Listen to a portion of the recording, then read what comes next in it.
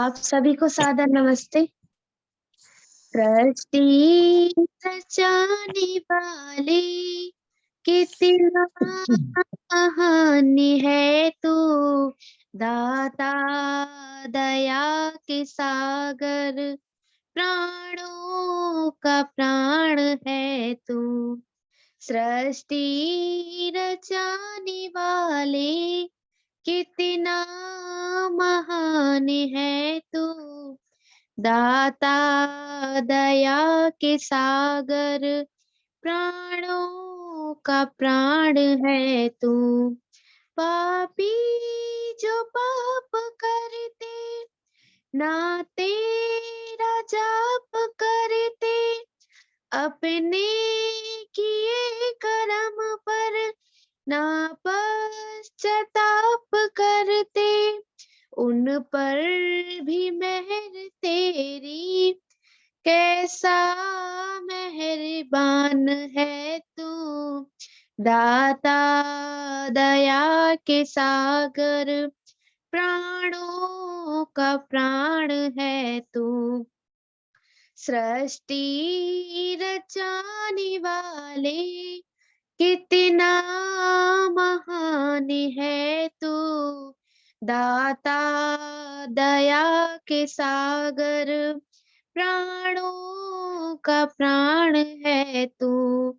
सारे जहां के बाली, ऐ गुलशनों के माली, हर चीज से है जाहिर, हिकमत तेरी निराली, फूलों में तेरी लाली, पर बेनिशान है तू, दाता दया के सागर, प्राणों का प्राण है तू।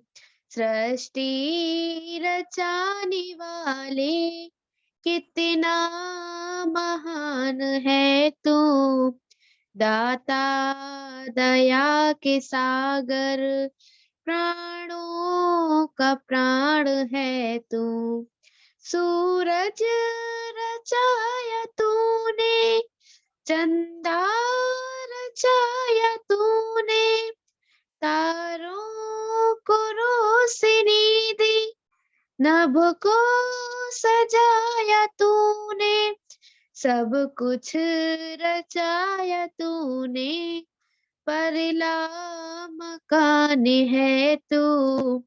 सारे जहां के बाली, ऐ गुलशनों के माली, हर चीज से है जाहिर, हिकमत तेरी निराली, फूलों में तेरी लाली, पर बेनिशान है तू, दाता दया के सागर, प्राणों का प्राण है तू।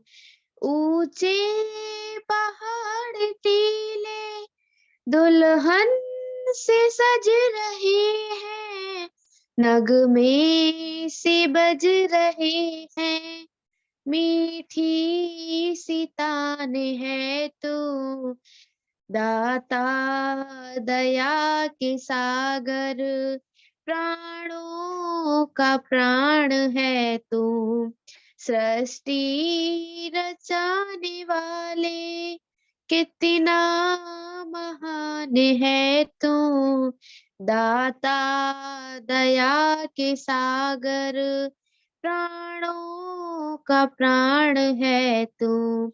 सृष्टि रचाने वाले कितना महान है तू, दाता दया के सागर, प्राणों का प्राण है तू।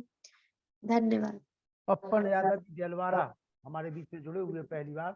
पप्पन यादव जी देलवाड़ा, उनका भी स्वागत है। और मैं निवेदन करूंगा गोविंद यादव बानोली जी से कि हमारे अंतर्राष्ट्रीय वैदिक विदुषी बहन श्रुति आर्या जी को आप सादर आमंत्रित करें आज का व्याख्यान प्रारंभ करने के लिए। आइए गोविंद यादव जी बानोली। जी जी, धन्यवाद संचालक महोदय जी एवं सभी श्रोता बंधु और सम्मानीय हमारे जो नए लोग जुड़े हैं उन सबको आभार। और मैं आमंत्रित करता हूं बहन जी को कि आए और अपना उद्बोधन दें।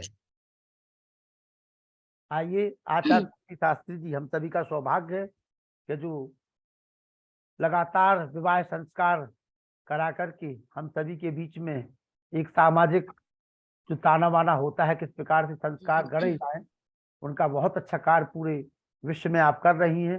हम सभी का सौभाग्य है कि हम उनको सुन पा रहे हैं इस पटल पर। पिछले 2 वर्षों से हमने जो प्रयास किया, अब वो सफल हुआ। बहन आचार्य श्रुति शास्त्री जी हम सभी के बीच में, आइए बहन जी। नमस्ते सभी को। नमस्ते बहन जी, नमस्ते। आवाज क्लियर आ रही है मेरी? आवाज आ रही है जी। ओ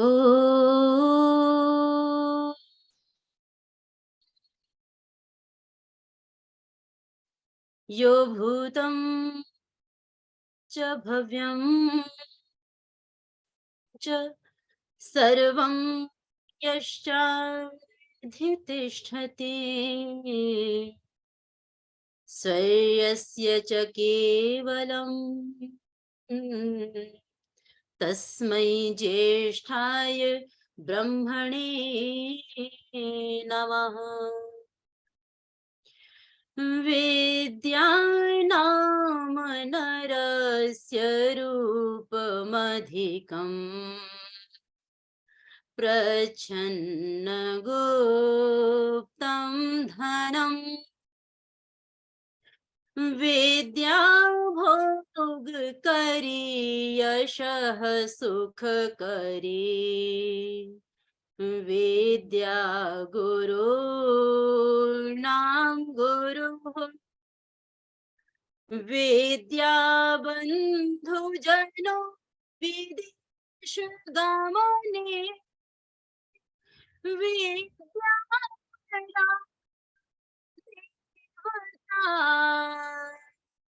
वेद्या राजसु पूज्यते न तु धनम् वेद्या विहीनः पशुः वेद्या विहीनः पशुः। आदर व सम्मान के योग्य इस कार्यक्रम में जिनका सानिध्य हम सभी को प्राप्त हो रहा है, आर्य समाज महरौनी के प्रधान आदरणीय मुनि पुरुषोत्तम वानप्रस्थी जी।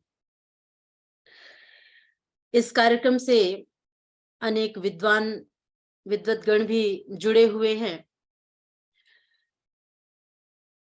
उनका भी हार्दिक अभिनंदन एवं स्वागत है।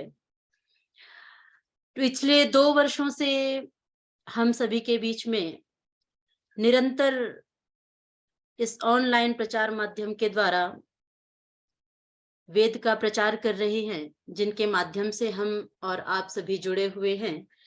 मेरे भ्राता तुल्य आदरणीय भाई लखनलाल जी आर्य, उनका पूरा परिवार इस कार्यक्रम से जुड़ा हुआ है। कल मैं पहली बार मैंने देखा तो फिर मैंने बाद में चेक किया तो पता लगा पूरा परिवार जुड़ा हुआ है। और कार्य तभी सफल होता है जब परिवार के सभी सदस्य, सबके विचार एक समान होते हैं, तब कार्य करने का जो आनंद है वो आदरणीय भ्राता जी बहुत अच्छे से अनुभव कर रहे होंगे। मुझसे पूर्व आप सभी जिनके वक्तव्य सुन रहे थे, जिनके भजनों के माध्यम से आप सभी आनंद ले रहे थे, आदरणीय माता कमला हंस जी, माता दया जी, आदरणीय राम स्वारथ जी और हमारी प्यारी बिटिया अदिति, बहुत ही सुंदर वातावरण सत्संग का आप सभी ने ऑनलाइन बैठ करके इतना सुंदर सत्संग का वातावरण बनाया। इस कार्यक्रम से जुड़े हुए समस्त श्रोतागण, समस्त मातृवृंद, कल मैंने आपके बीच में एक विषय लेकर के अपनी बात प्रारंभ की थी, सुखी गृहस्थ का आधार विवाह संस्कार। ये विषय आज इसलिए बहुत आवश्यक हो गया है क्योंकि यदि हम संसार की तरफ दृष्टि उठा करके देखें, समाज की जो स्थिति आज बनती चली जा रही है, यदि उसको सही करने की यदि बात करते हैं, तो पता लगता है कि इसकी जो भूमि है, इसका जो आधार है, इसकी जो नींव है, जहां से समाज का निर्माण होता है, वो भूमि गृहस्थ है, गृहस्थ आश्रम है। और उसका यदि आधार देखें तो वो है विवाह संस्कार। बहुत आवश्यकता है विवाह संस्कार के जो प्रक्रिया है उसको चिंतन करने की, समझने की और उस पर कार्य करने की। लोगों ने विवाह संस्कार की वो जो प्रक्रिया है उसको मात्र एक कर्म कांड मान लिया है। कल मैंने जो बातें रखी थी, बस 2 मिनट की, उसमें मैं एक बार भूमिका कल की लेकर के आगे बढ़ती हूँ, क्योंकि आज कुछ नए लोग भी हो सकता है जुड़े हों, और जो पुराने जुड़े हैं उनको भी वापस से उस नए विषय से जुड़ने में आनंद सरलता होगी। कल मैंने आपके सामने रखा था कि विवाह संस्कार की जो वो प्रक्रिया है उसको मात्र हमने कर्मकांड मान लिया है, और उसको मात्र जी पंडित जी आएंगे और विवाह संस्कार करा देंगे तो हम पति पत्नी कहलाएंगे, कोई गलती नहीं रह जाएगी, कुछ कमी नहीं रह जाएगी, ये मान चुके हैं। जबकि वो एक पाठशाला है। किसकी पाठशाला है? गृहस्थ में जाने की। वानप्रस्थ में व्यक्ति जाता है उस समय संस्कार होता है। जब गुरुकुल में जाता है, विद्या अध्ययन के लिए ब्रह्मचारी जाता है, उस समय संस्कार होता है। संन्यास आश्रम में जाता है उस समय संस्कार होता है। उसी प्रकार जब गृहस्थ आश्रम में जा रहा है उस समय वो संस्कार की विधि है। अर्थात ये जब जब व्यक्ति ये परिवर्तन जीवन में हो रहे हैं, तब तब व्यक्ति को आगे जीवन में, इस जीवन से उस जीवन में अंतर क्या है, ये समझना, ये जानना बहुत आवश्यक है। तो वो पाठशाला है, और वहां पर प्रत्येक विधि जो है वो सिखाई जा रही है कि वो पूरे लाइफ से, आपके पूरे गृहस्थ जीवन से वो कनेक्टेड है, उसका संबंध है प्रत्येक विधि। कल प्रारंभ में मैंने कुछ विधियां रखी थी कि प्रारंभ की जो विधियां हैं विवाह की, उनको मैं लेते हुए चलती हूँ। सबसे पहली जो विधि होती है वो स्वागत विधि होती है। वर पक्ष के लोग वधु पक्ष में उनके घर पर आते हैं और वहां पर स्वागत किया जाता है। अब शादी की, अब विवाह की जो प्रक्रिया है वो दूसरी हो गई है। अब हम लोग नई जगह पर जाकर के दोनों ही परिवार विवाह करते हैं।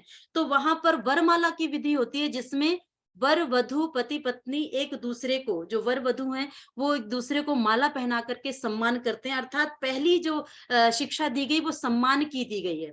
आज आप जो भी पति पत्नी हैं, जो भी परिवार में बैठे हुए लोग हैं, जिनको स्मरण नहीं होगा कि उस समय कौन कौन सी विधि हमने की थी, वो वापस से उसको स्मरण कर सकते हैं और आज से इस क्रिया को अपने परिवार में प्रारंभ कर सकते हैं। कि सबसे पहली जो क्रिया है वो है, पति पत्नी आजीवन गृहस्थ में जब तक है, साथ हैं, तब तक वो एक दूसरे का सम्मान कभी कम नहीं होने देंगे।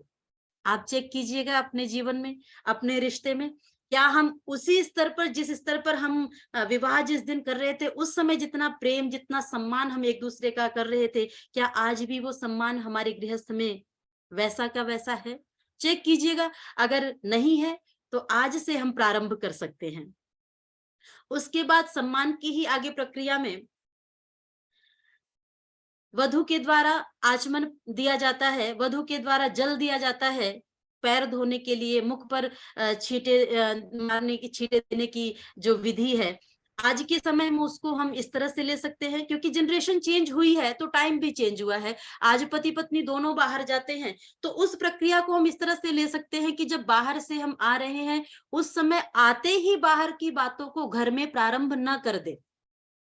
ध्यान से सुनिएगा, क्योंकि हम आते ही बाहर की जो भी वाइब्रेशंस हैं, जो भी ऑफिस की बात है, बाहर की बात है, क्रोध में है, वो सारी बातें ला करके हम घर में उठा करके उपस्थित कर देते हैं तुरंत ही। करना क्या है, बाहर से जब हम आ रहे हैं तो आते ही हम इन बातों को शुरू ना कर दे। आकर के पति पत्नी जो भी पहले घर में हैं, पत्नी पहले आ गई हैं, पति बाद में आ रहे हैं, तो उसने पूछ लिया, पति पहले से उपस्थित है तो पत्नी बाद में आ रही है अगर बाहर से, तो उसने पूछ लिया, पानी के लिए पूछ लिया, बैठने के लिए बोल दिया। आसन देते हैं उस समय विवाह संस्कार में, सबसे पहले ओम साधु भवन आस्ताम अर्चयिष्यामो भवन्तम बोलते हुए वो आसन दे रहे हैं, बैठने के लिए बोल रहे। तो वो प्रक्रिया घर में कैसे करनी है, गृहस्थ में, कि आकर के बैठने के लिए बोला, जल के लिए बोला। उसके बाद में अगली जो विधि है वो बहुत ही मुझे बहुत प्रिय है वो विधि। उसको कहते हैं, ऋषियों ने नाम दिया है मधुपर्क। मधुपर्क में 3 चीजों का मिश्रण है, घी, दही और शहद। इन 3 चीजों को मिला करके वधु जो है वो वर को देती है खाने के लिए उसको। वहां पर जो क्रिया कराई जा रही है वो बहुत समझने की है। अब बात आ गई है कि घर में भोजन कैसा हो, हमारा किचन कैसा हो, क्योंकि जैसा होगा अन्न वैसा बनेगा मन। तो मन को सही करना है तो अन्न को सही करना होगा, और अन्न जो सही होगा वो कहाँ पर सही होगा, भोजन जो है कहाँ पर सही होगा, हमारे किचन में सही होगा। किचन का भोजन आज हमारा बिगड़ गया है। आज किचन में भोजन कैसा कैसा बनने लग गया है। आज जैसा बच्चों को पसंद है वैसा बनने लग गया है। बच्चों के लिए क्या सही है, परिवार के लिए सही क्या है, स्वास्थ्य के लिए सही क्या है, ये विचार हम नहीं करते। हमारे स्वाद के लिए क्या सही है, वो भोजन आज हमारे परिवार में बनने लग गया है। और परिवार में बनता है, उसके पश्चात बाहर का भोजन हम बहुत अधिक प्रिय हमें लगने लग गया है, बच्चों को प्रिय लगने लग गया है। तो इस पर बहुत अधिक चिंतन करने की आवश्यकता है। जो घर की गृहिणी है, जिनका मुख्य कार्य है कि किचन को संभालें। वैसे तो आज के समय में दोनों बाहर जा रहे हैं तो दोनों ही, लेकिन यदि अपेक्षा की जा रही है तो वो स्त्री से, घर की जो गृहिणी है उसका मुख्य है कि वो किचन को अपने ठीक करे। तो किचन में भोजन कैसा हो, तो उसमें कहा दही, घी और शहद का अर्थ क्या है। दही जो होता है वो बुद्धि, हमारे स्वास्थ्य को ठीक करता है। तो हमारे किचन में भोजन जो बने वो स्वास्थ्यवर्धक हो। घी जो है वो बुद्धि को अच्छा करता है, तो हमारे किचन में भोजन ऐसा बने जो बुद्धि को हमारे अच्छा रखे। और तीसरी चीज है शहद। शहद अर्थात हमारे किचन में मीठा बने और उससे खाने से हमारे जीवन में मधुरता आए, ऐसा भोजन हमारे किचन में बनना चाहिए। और भोजन बनाते समय भोजन बनाने वाले का मन कैसा हो, ये बहुत आज के समय में विचार करने की आवश्यकता है। आज भोजन बनाते समय हम टीवी देख रहे हैं, टीवी देखते देखते भोजन बना रहे हैं, मोबाइल चलाते चलाते भोजन बना रहे हैं। मोबाइल चला रहे हैं तो उसमें कुछ अच्छा नहीं चला रहे हैं कि हाँ ठीक है मोबाइल का समय है तो मोबाइल प्रयोग करें, लेकिन भजन चला रहे हैं ऐसा तो असंभव है। उसमें कुछ ना कुछ ऐसा चल रहा है। तो वो जैसा वहां पर वातावरण है, उस वातावरण का पूरा पूरा प्रभाव भोजन पर पड़ता है। और जो भोजन बना रहा है उसके मन में क्या चल रहा है, उसका भी प्रभाव भोजन पर पड़ता है। अब आप विचार कीजिए, जिन परिवारों में भोजन बनाने का दायित्व हमने अन्य किसी बाहर के व्यक्ति को दिया हुआ है, अर्थात काम करने वाला कोई आता है हमारे घर में, भोजन का दायित्व अगर हमने दिया हुआ है उनको, तो आप विचार कीजिए कि भोजन से आपके मन पर, उसके मन में क्या चल रहा है। जो मजबूर है, जो मजबूरी में हमारे यहाँ पर भोजन बनाने के लिए काम वाली आ रही है, वो मन कैसा लेकर के बाहर से आ रही है, वो भोजन फिर हम लोग खा रहे हैं, तो उसका असर अब हमारे जीवन पर कैसा पड़ेगा, ये विचार करने वाली बात है। तो अब क्या करें, दोनों पति पत्नी बाहर कमाने के लिए जाते हैं और घर में माता पिता को तो हम रख नहीं पाते हैं, या फिर ऐसी व्यवस्था है कि हम शहर, अपने घर से, गांव से बाहर शहर में हैं, तो वहां पर मजबूरी है कि हमें काम वाले जो है उनसे भोजन, किसी अन्य से भोजन बनवाना पड़ता है। तो अब क्या करें ऐसी स्थिति में, तो कहा जब भोजन आपके समक्ष आ रहा है, जब आपके सामने प्रस्तुत किया जा रहा है भोजन, उस समय आप उसमें अच्छी वाइब्रेशंस, मंत्रों के माध्यम से, प्रार्थना के माध्यम से उसको, तब वहां पर कहा कि वो जब आपके सामने मधुपर्क में ये 3 चीजों का मिक्सचर दिया जाता है, तो उस समय कहते हैं उसको ध्यान से देखो। तो उसका तात्पर्य ये है कि हाथ में लेकर के भोजन को ध्यान से, जब आपके सामने भोजन आया है, उसको आप देखते हुए प्रार्थना करें कि हे ईश्वर, ये भोजन हमारे शरीर के लिए अच्छा हो, हमारे मन के लिए अच्छा हो। तब जब हम भोजन को खाते हैं तो हमारा जो मन है वो अच्छा होता है, पवित्र होता है, और फिर पूरे घर का जो वातावरण है वो अच्छा होता है। तो ये प्रक्रिया वहां पर कराई जाती है मधुपर्क के रूप में। और उसमें एक बहुत अच्छी बात जो बताई गई गृहस्थी के लिए, आप गृहस्थी के दायित्व जो है उनको सुनिएगा, समझिएगा, और फिर उसको फॉलो कीजिएगा, प्रयास कीजिएगा कि उसको हम आज से, कोई बात नहीं आज विवाह नहीं हो रहा है लेकिन आज विधियों को समझ रहे हैं, आज से करेंगे तो आज से आपका परिवार, आपका गृहस्थ अच्छा होगा। वहां पर एक विधि कराई जाती है कि गृहस्थी का दायित्व है कि उसको कभी भी अकेले नहीं खाना चाहिए। अकेले अर्थात ये नहीं कि मैंने, पति पत्नी ने और बच्चों ने खा लिया तो ये हो गया, ये तो अब आपका ये परिवार है और ये एक है। किसको खिला करके खाना है? तो कहा गृहस्थी के ऊपर दायित्व होता है समाज का, राष्ट्र का, और जो हमारे परिवार के और लोग हैं, जो आवश्यक, जिनको आवश्यकता है, जो लोग हैं, उनको दे करके तब गृहस्थी को खाना चाहिए। तो आज ये प्रथा, हमें तो किसी को देने में सबसे बड़ी प्रॉब्लम आती है। कहीं पर दान की बात कर दी जाए, कहीं पर देने की बात कर दी जाए, तो देने के नाम पर हमारे धन का, जो हम जितना भी कमा रहे हैं, उसका कुछ हिस्सा हमें देने में जरूर निकालना चाहिए। नहीं तो आप नहीं देंगे तो डॉक्टर अपने आप ले लेंगे।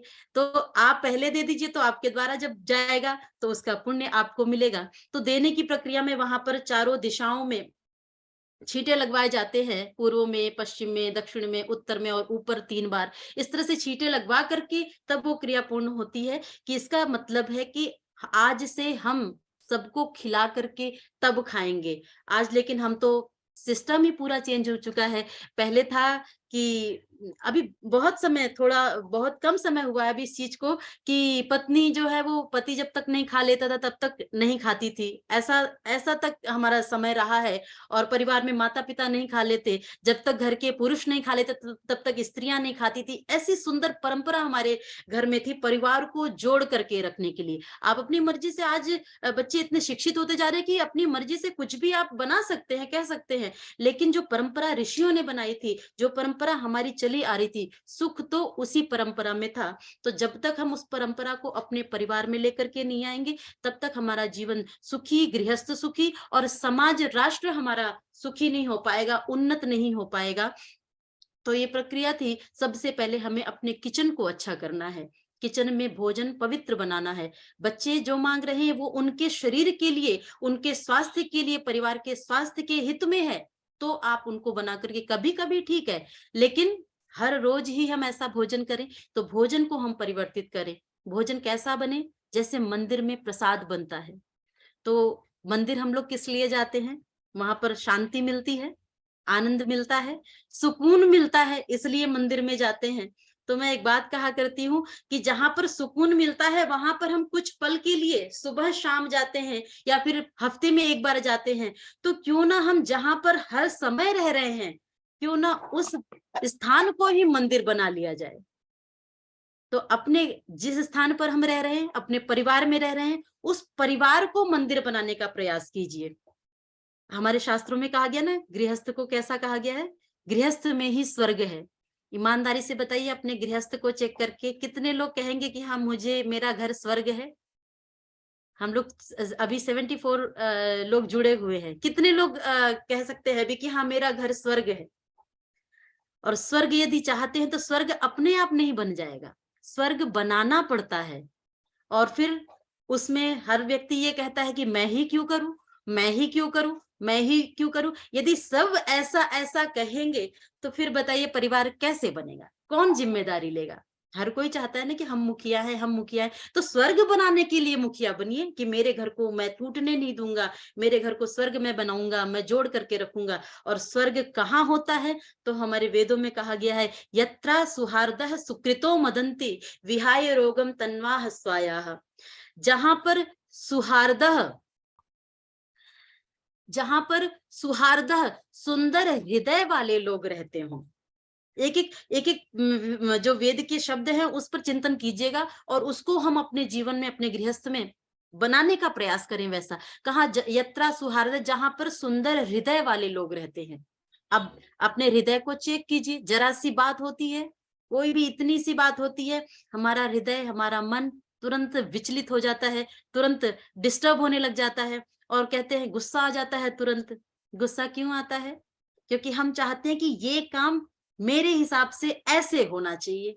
और कल मैंने एक बात कही थी, संस्कार को लेकर के मैंने चर्चा की थी, कि हर व्यक्ति, हर बालक जब जन्म लेता है, आपके घर में जो बालक जन्म ले रहा है, तब वो खाली नहीं आता है।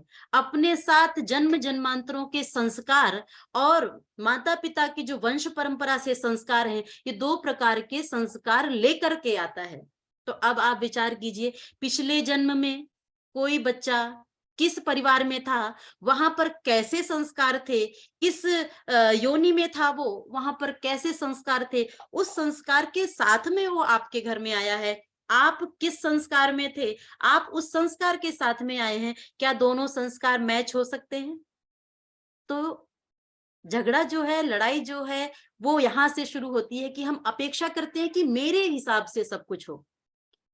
तो ऐसा असंभव है। हम हर चीज अपेक्षा करते हैं, जबकि दो इंग्लिश के 2 शब्द हैं, एक्सपेक्टेशन और एक्सेप्टेंस। 2 अलग-अलग वर्ड हैं। एक्सपेक्टेशन मतलब अपेक्षा और एक्सेप्टेंस मतलब जैसा है उसको हमें स्वीकार करके उसमें ही हमें सब कुछ सही करते हुए चलना है।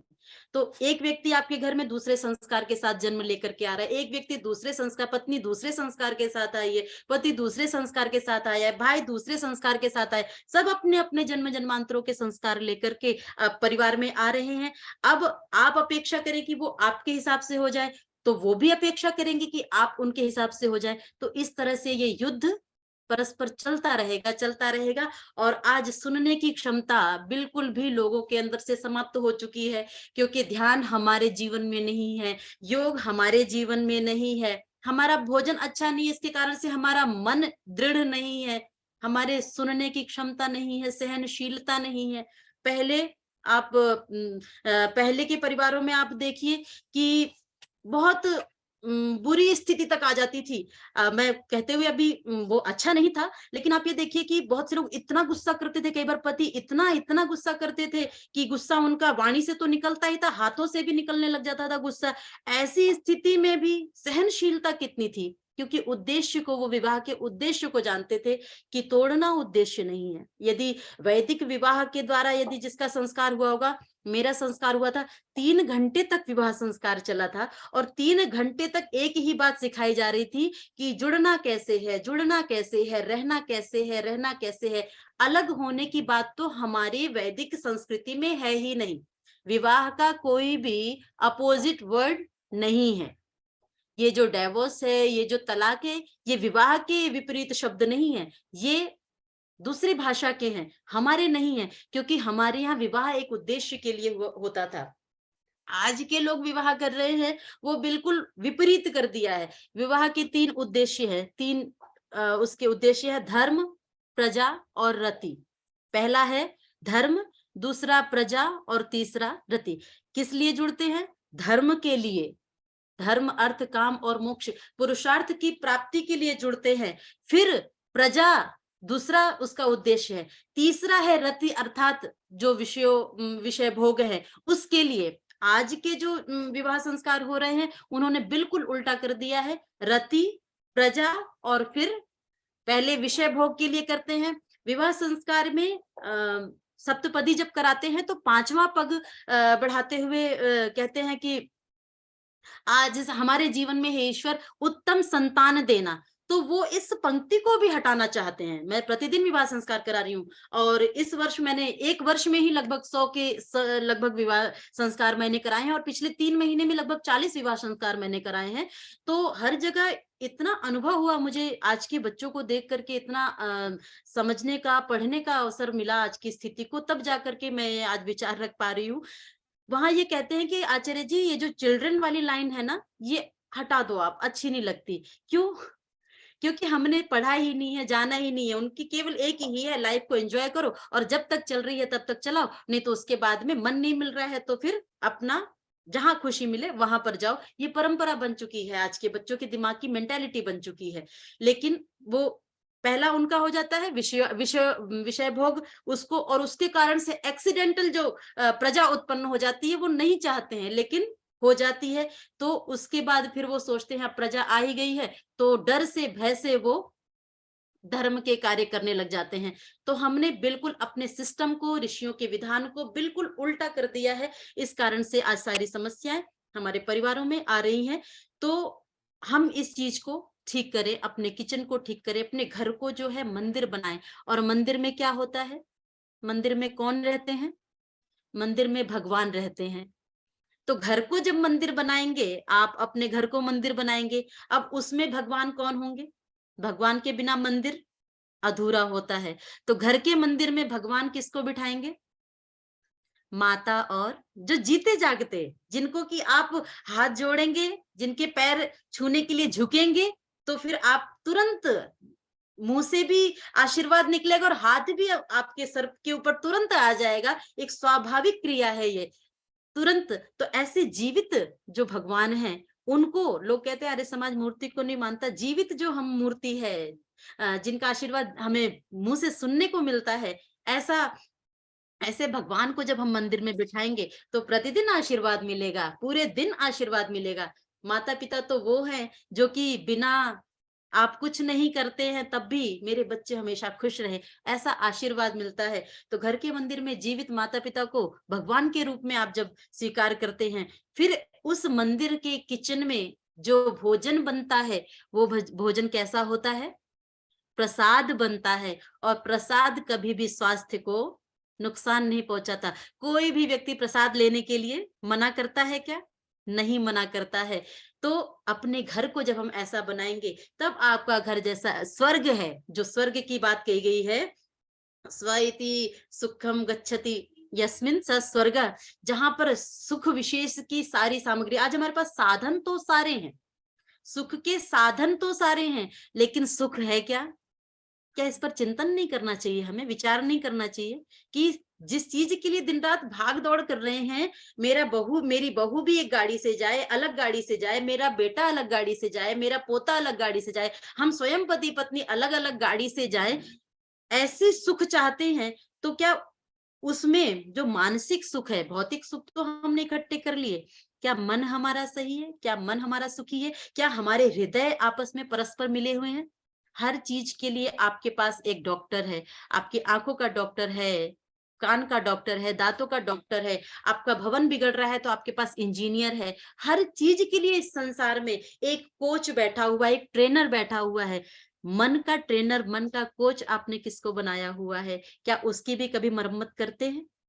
क्या मन में भी, घर में गंदगी आती है तो झाड़ू लगाते हैं? कभी मन में झाड़ू लगाया है? अभी एक पंक्ति सुन रहे थे, मन मंदिर में गाफिला झाड़ू रोज लगाया कर। कभी मन में झाड़ू लगाते हैं? नहीं लगाएंगे तो कचरा इकट्ठा होता जाएगा, होता जाएगा। एक महीने के लिए, एक महीने के लिए हम अगर पत्नी मायके चली जाए, तो फिर घर में लौट करके आए तो कैसा मिलता है घर? आजकल तो खैर जो हमारे जो पुरुष वर्ग है, वो भी काफ़ी अच्छे से अब ध्यान रखने लगे, क्योंकि बैलेंस बना करके चल रहे हैं ना, दोनों ही मिलकर के बाहर चल रहे हैं। लेकिन अधिकतर की यदि अगर हम बात करें, तो बाहर से अगर आते हैं तो हम घर की स्थिति क्या होती है? तो क्योंकि रोज झाड़ू नहीं लगेगी, तो कचरा, मैं कई दिनों बाद प्रोग्राम से जाती हूँ, मैंने अपने घर में कोई भी कार्य के लिए, मैंने घर में कोई बाई नहीं लगाई हुई है। मैं महीने में 25 दिन, 27 दिन बाहर रहती हूँ, लेकिन जैसे भी समय मिलता है, एक दिन में आकर के हम सफाई करते हैं। तो कचरा इकट्ठा ना होने पाए, जिस तरह से हम घर में प्रयास करते हैं, ऐसे ही हमारे मन में, हमारे रिश्तों में, हमारे हृदय में कचरा ना इकट्ठा होने पाए, उसकी सफाई होती रहे, तो फिर तो सफाई कैसे होगी? सुहार्दा सुंदर हृदय कैसे बनेगा हमारा? मन में कोई भी विचार नहीं रखना है, घर में रिश्तों में संदेह की स्थिति ना बने, कोई भी बात एक दूसरे के साथ में छिपाए नहीं, हम ऐसा प्रयास करें। कोई भी बात हम उस समय जब विवाह संस्कार के समय में मैं आगे विधियां रखूंगी, मैं आपके बीच में हृदय स्पर्श की विधि रखेंगे। उस समय मंत्र में कहा गया, मम व्रते ते हृदयम दधामि, मम चित्तम अनुचित्तम ते अस्तु, मम वाचम एक मना जुषस्व प्रजापतिष्ठा नियुनक्तु मह्यम। मेरे मन में भी कोई विचार आएगा, वो मैं आपके साथ में शेयर करूंगा, आपके साथ डिस्कस करके मैं, हम दोनों मिल करके डिसीजन लेंगे।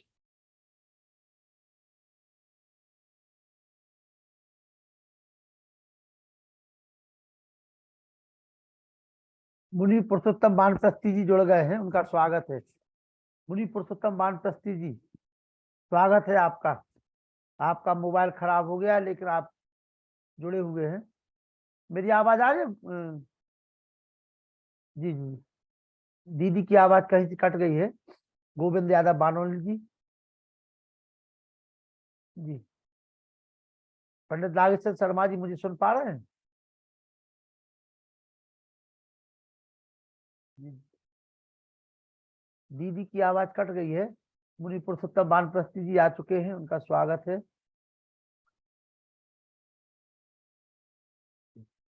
नागेश्वर शर्मा जी तैयार रहेंगे आज। विवाह आप भी खूब पढ़वाते हैं, आपको भी सुना जाएगा विवाह के ऊपर।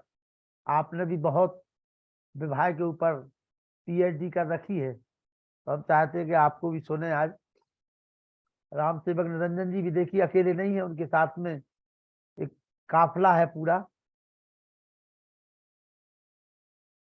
ये देखिए हमारे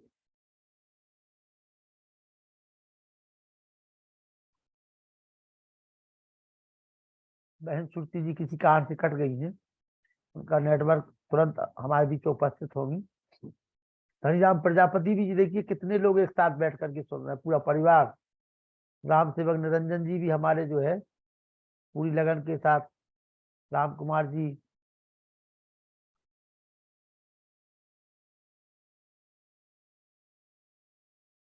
देवेंद्र आर जी, जो हमारे बहुत ही सम्मानीय डॉक्टर राकेश कुमार आर जी के बड़े भाई हैं, वो भी विद्वान हैं।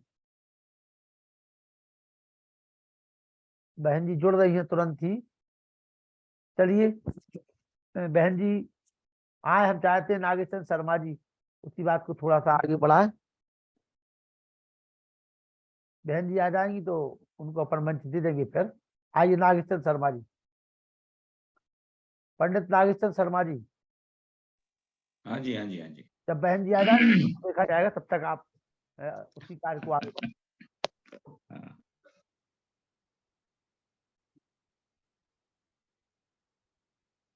जी नागेश्वर शर्मा सभी जी। को सादर नमस्ते। नमस्ते जी, नमस्ते। बहुत सुंदर विचार अभी हम सुन रहे थे। आइए एक बार गायत्री मंत्र बोल करके फिर से मन को सावधान करते हैं।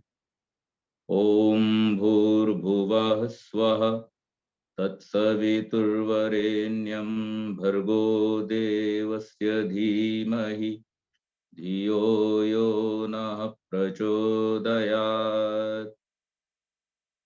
आदरणीय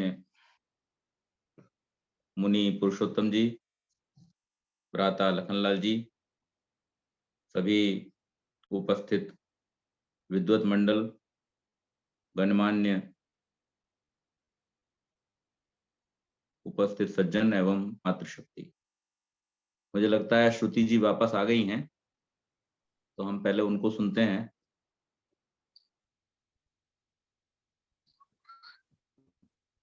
हाँ जी, हैं वापस? हाँ आ चुकी है जी। श्रुति जी, आ चुकी है, आइए श्रुति हाँ जी। जी, हाँ जी, ठीक है। जी वो हम लोग श्रुति जी को सुनते हैं। कोई जी, बात जी, नहीं, लाइट चली गई तो वाईफाई कोई कोई दिक्कत बात नहीं, यहाँ लाइट चली जाएगी, तुरंत रिदम में है लोग बात। आइए जी, स्वागत। जी, बिल्कुल नहीं, बहुत बहुत अच्छी व्यवस्था हाँ है। कोई नहीं। तो जी प्रारंभ करें बहन जी, प्रारंभ करें।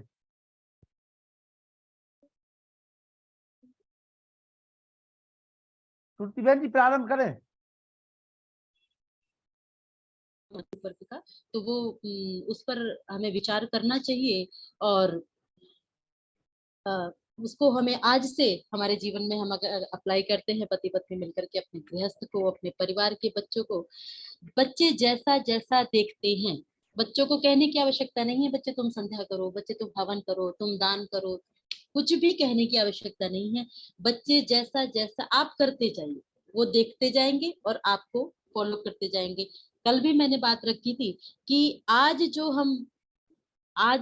जैसा हम निर्माण कर रहे हैं, 20 वर्ष बाद के युग का हम एक निर्माण कर रहे हैं। और आज जो जनरेशन हम देख रहे हैं कि वो खराब हो रही है, या फिर जो भी समाज में स्थिति बनती जा रही है, इसका भी 20 वर्ष पूर्व ही इसका निर्माण हो चुका था। तो आगे आज की जनरेशन जब हम ऐसी देख रहे हैं, तो आप विचार करके देखिए कि आज के जो बच्चे हैं, यही बच्चे तो आगे चल करके माता पिता बनेंगे। तो आज के बच्चों को जब हम संस्कार नहीं दे रहे हैं, तो आगे चल करके जो ये बात बोलते थे कि माता पहली गुरु होती है, पिता गुरु होता है, आचार्य गुरु होता है, वो माता पिता आचार्य के पास ही आज जब संस्कार नहीं जा रहे हैं, तो आगे चल करके आगे पीढ़ी को संस्कार कौन देगा? ये बहुत अधिक चिंतन का विषय है, बहुत अधिक विचार करने वाला, कार्य करने वाला विषय है। इस पर हम चिंतन करें और अपने परिवारों को सुदृढ़ करें, उनको संस्कार दें। आदरणीय हमारे आज पंडित जी जुड़े हुए हैं, तो मुझे समय बता दीजिएगा कि हम आगे और विधियों पर चर्चा करें या फिर हम उन्हें भी हमें समय 15 मिनट चर्चा और कर लीजिए आप जी। जी 10-15 चलिए मिनट चलिए। जी, स्वागत है। बिल्कुल बिल्कुल। तो ये विधि थी मधुपर की विधि, जो मैंने विवाह संस्कार में कराई जाती है वो मैंने जोड़ी, और कुछ विषय कुछ प्रश्न भी लोगों ने रखे हैं बीच में। इसको मैं अभी आगे की हमारी मीटिंग्स चलेंगी कल परसों और 22 तक है, तो उन पर इन विषयों को लेकर के मैं जो प्रश्न है उनको लेकर के मैं रखूंगी। तो अगली जो विधि है उसकी तरफ हम अगर बढ़े तो अगली विधि हमारी कराई जाती है गोदान की विधि। जो लोग विवाह संस्कार कराते हैं, या फिर कई लोगों के मेरे पास प्रश्न थे, कई महिलाओं के थे कि आचार्य जी हम भी चाहते हैं संस्कार कराना, तो वो लोग अगर जुड़ रहे हैं, मैंने कहा था उनको, तो वो लोग अगर जुड़ रहे हैं तो वो भी सीखेंगे, एक एक विधि को सीखेंगे, और वहां पर विवाह संस्कार के समय में कराते समय उनको इस चीज में सहायता मिलेगी। अगली जो विधि है उसको गोदान की विधि हमारे ऋषियों ने कहा है, बताया है, जो कि विधि आज के समय में जो हमारे पंडित तथाकथित जो पंडित लोग हैं वो प्रायः इस विधि को समाप्त कर चुके हैं। हमारा कोई अधिकार नहीं बनता कि हम ऋषियों की किसी भी परंपरा में किसी भी विधि में हम मिलावट करें या फिर उसको हम समाप्त कर दें, हमारा कोई अधिकार नहीं बनता, क्योंकि ऋषियों के जितना चिंतन हम कभी नहीं कर सकते हैं। तो उन ऋषियों ने चिंतन करके अपने अनुभव से हमें ये उपहार के रूप में दिया है। तो गोदान की प्रक्रिया हमारे बीच में ऋषियों ने रखी थी।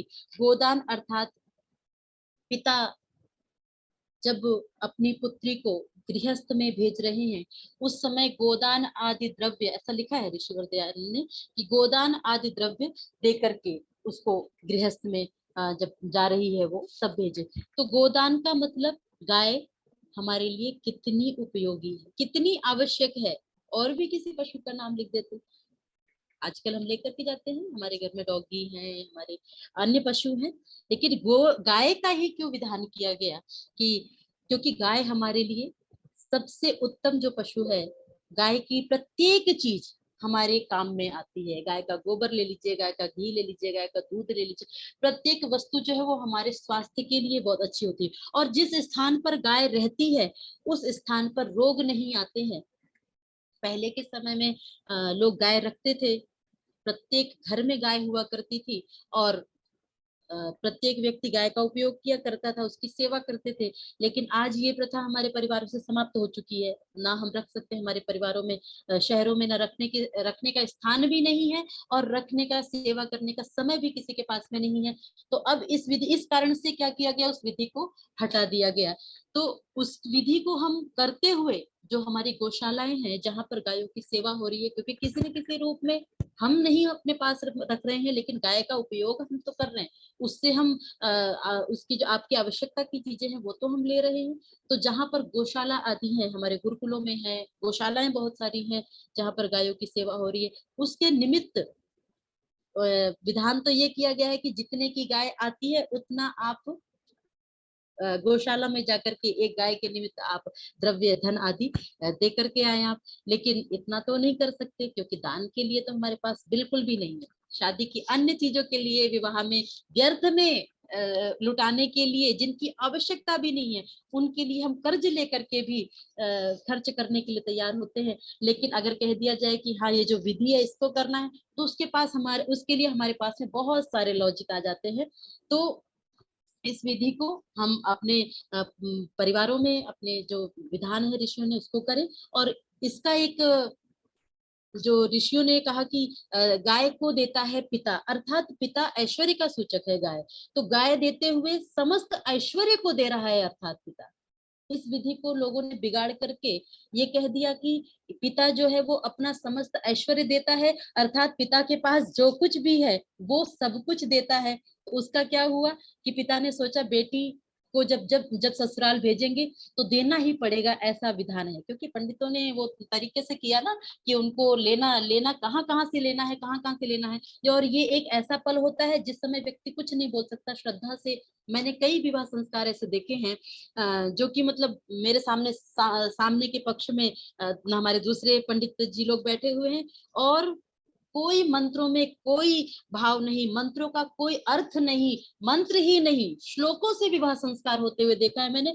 और अब आप यहाँ रखिए, अब आप यहाँ रखिए, अब आप यहाँ रखिए। तो इन सब कारणों से भी कुछ तो इस जो विवाह की जो ये संस्कार की प्रक्रिया है, इससे लोगों को नफरत या फिर अविश्वास सा होने लग गया, इन कारणों से भी। तो मैं तो एक बात, जब भी इस विवाह संस्कार के लिए बात होती है तो मैं सबसे पहली बात ये रखती हूँ कि पूरे विवाह संस्कार में मेरे द्वारा या मेरे लिए एक भी धन की राशि नहीं रखवाई जाएगी, ये मेरी तरफ से। क्योंकि मेरा मानना है कि धन से ईश्वर का कोई भी ऐसा नहीं कि आप धन रख करके ईश्वर को या किसी क्रिया को आप वो कर रहे हैं। तो मैं पहले इस बात को कह देती, क्योंकि ये जो बिगाड़ है उसको ठीक करने के लिए आपको ऐसे सख्त कदम उठाने पड़ेंगे। तो मैं बात कर रही थी कि ऐश्वर्य देने की बात की गई थी कि पिता ऐश्वर्य देता है, अर्थात वो गाय दे रहा है, एक बेटी के लिए जो उत्तम है वो दे रहा है।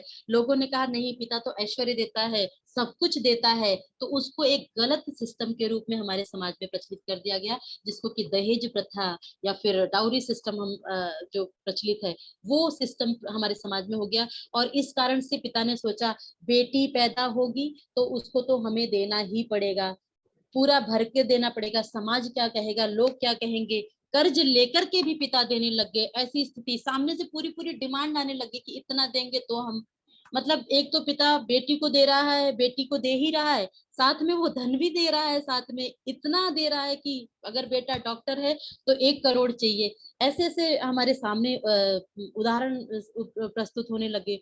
तो ये बिगाड़ हमारे समाज में चला और इस कारण से इसका प्रभाव बेटियों के ऊपर पड़ा, जो कि पिता ने सोचा बेटी अगर पैदा होगी तो ये सब करना पड़ेगा, तो गर्भ में ही बेटी का नाम चेक करवा करके और बेटी को मरवाना, ये सब स्थितियां हमारे समाज में बनने लगी, ये कुप्रथाएं बन गई।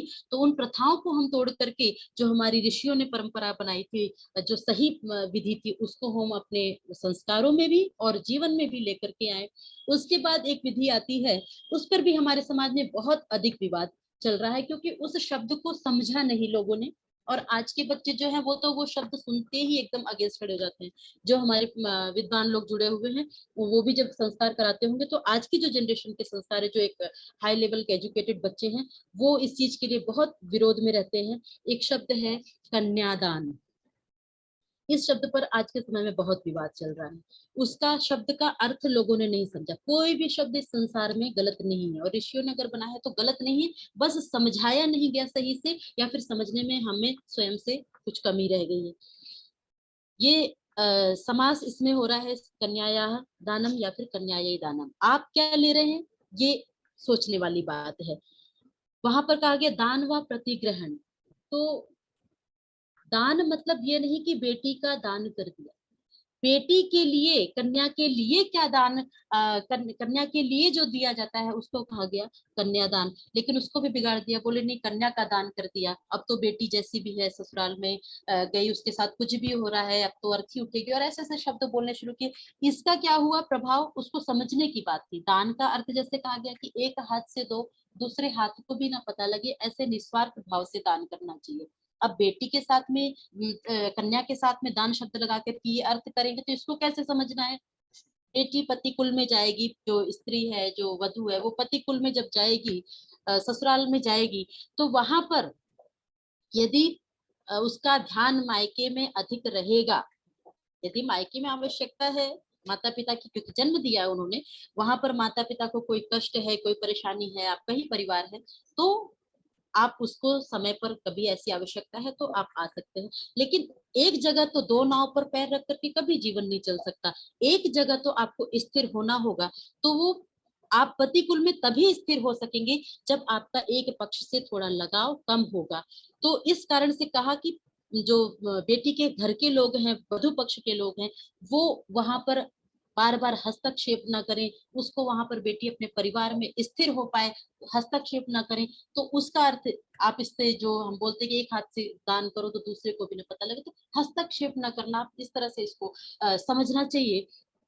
और इस अर्थ का जो मतलब लोगों ने वो निकाला अर्थ, और हमारे समाज में जो आज के बच्चे हैं वो बिल्कुल अगेंस्ट खड़े हैं।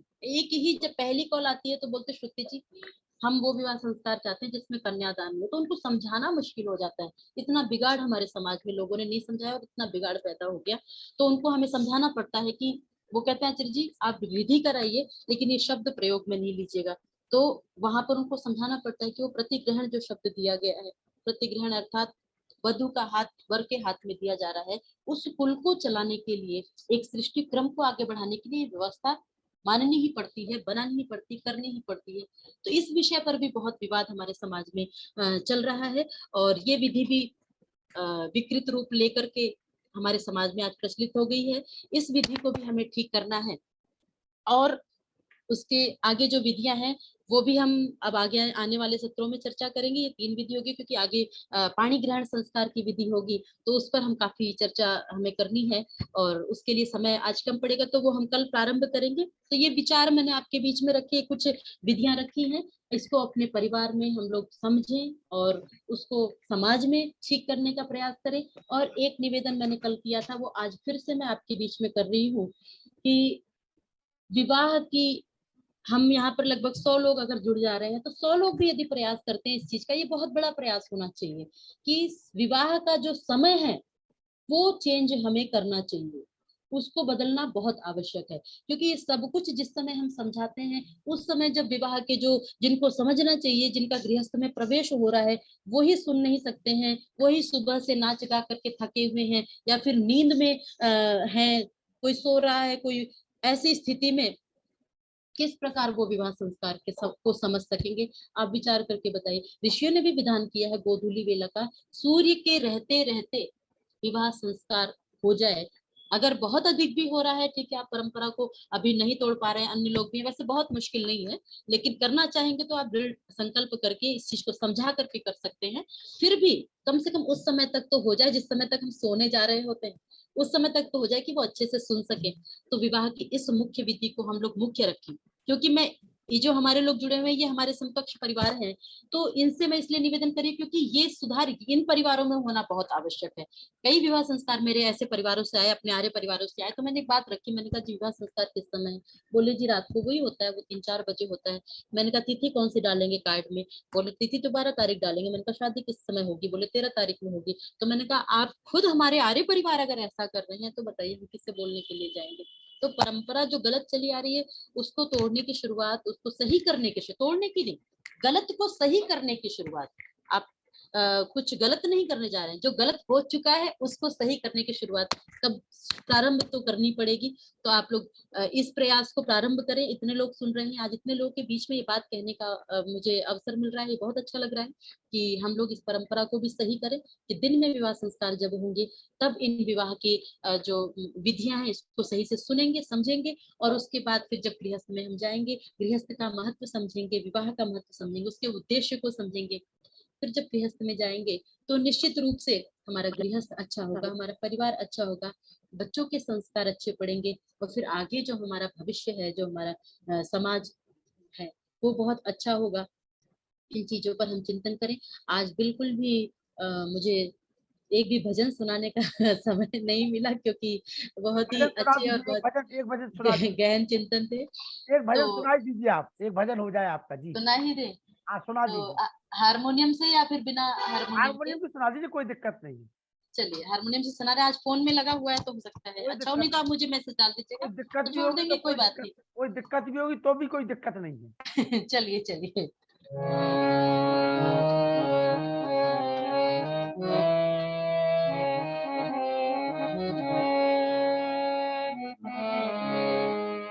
पति और पत्नी में जहाँ प्यार है,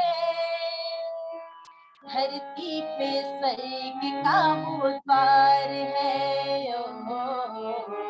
पति और पत्नी में जहाँ प्यार है, धरती पे स्वर्ग का वो द्वार है। स्वर्ग है दुख का जहाँ पर अंत है, हरदम ही रहता वहाँ बसंत है। स्वर्ग है दुख का जहाँ पर अंत है, हरदम ही रहता वहाँ बसंत है। उस घर की बगिया में बहार है, धरती पे स्वर्ग का वो द्वार है। ओ पति और पत्नी में जहाँ प्यार है, हो धरती पे स्वर्ग का वो द्वार है। वृद्धों की सेवा प्रेम बच्चों से, आंगन में के रेशम के लच्छों से। वृद्धों की सेवा प्रेम बच्चों से, आंगन में के रेशम के लच्छों से। आए अतिथि का सत्कार है, धरती पे स्वर्ग का वो द्वार है। ओ पति और पत्नी में जहाँ प्यार है, ओ धरती पे स्वर्ग का वो द्वार है। जीवन का लक्ष्य जहाँ भलाई है, खाते पुरुषार्थ की कमाई है।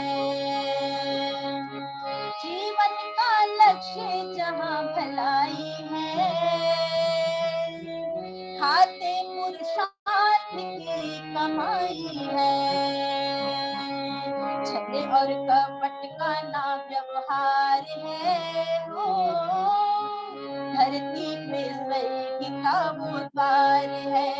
ओ पति और पत्नी में जहाँ प्यार है, ओ धरती पे स्वर्ग का वो द्वार है। दम नहीं घुटता गंदगी की बदबू से, रोगी नहीं रहते हवन की खुशबू से।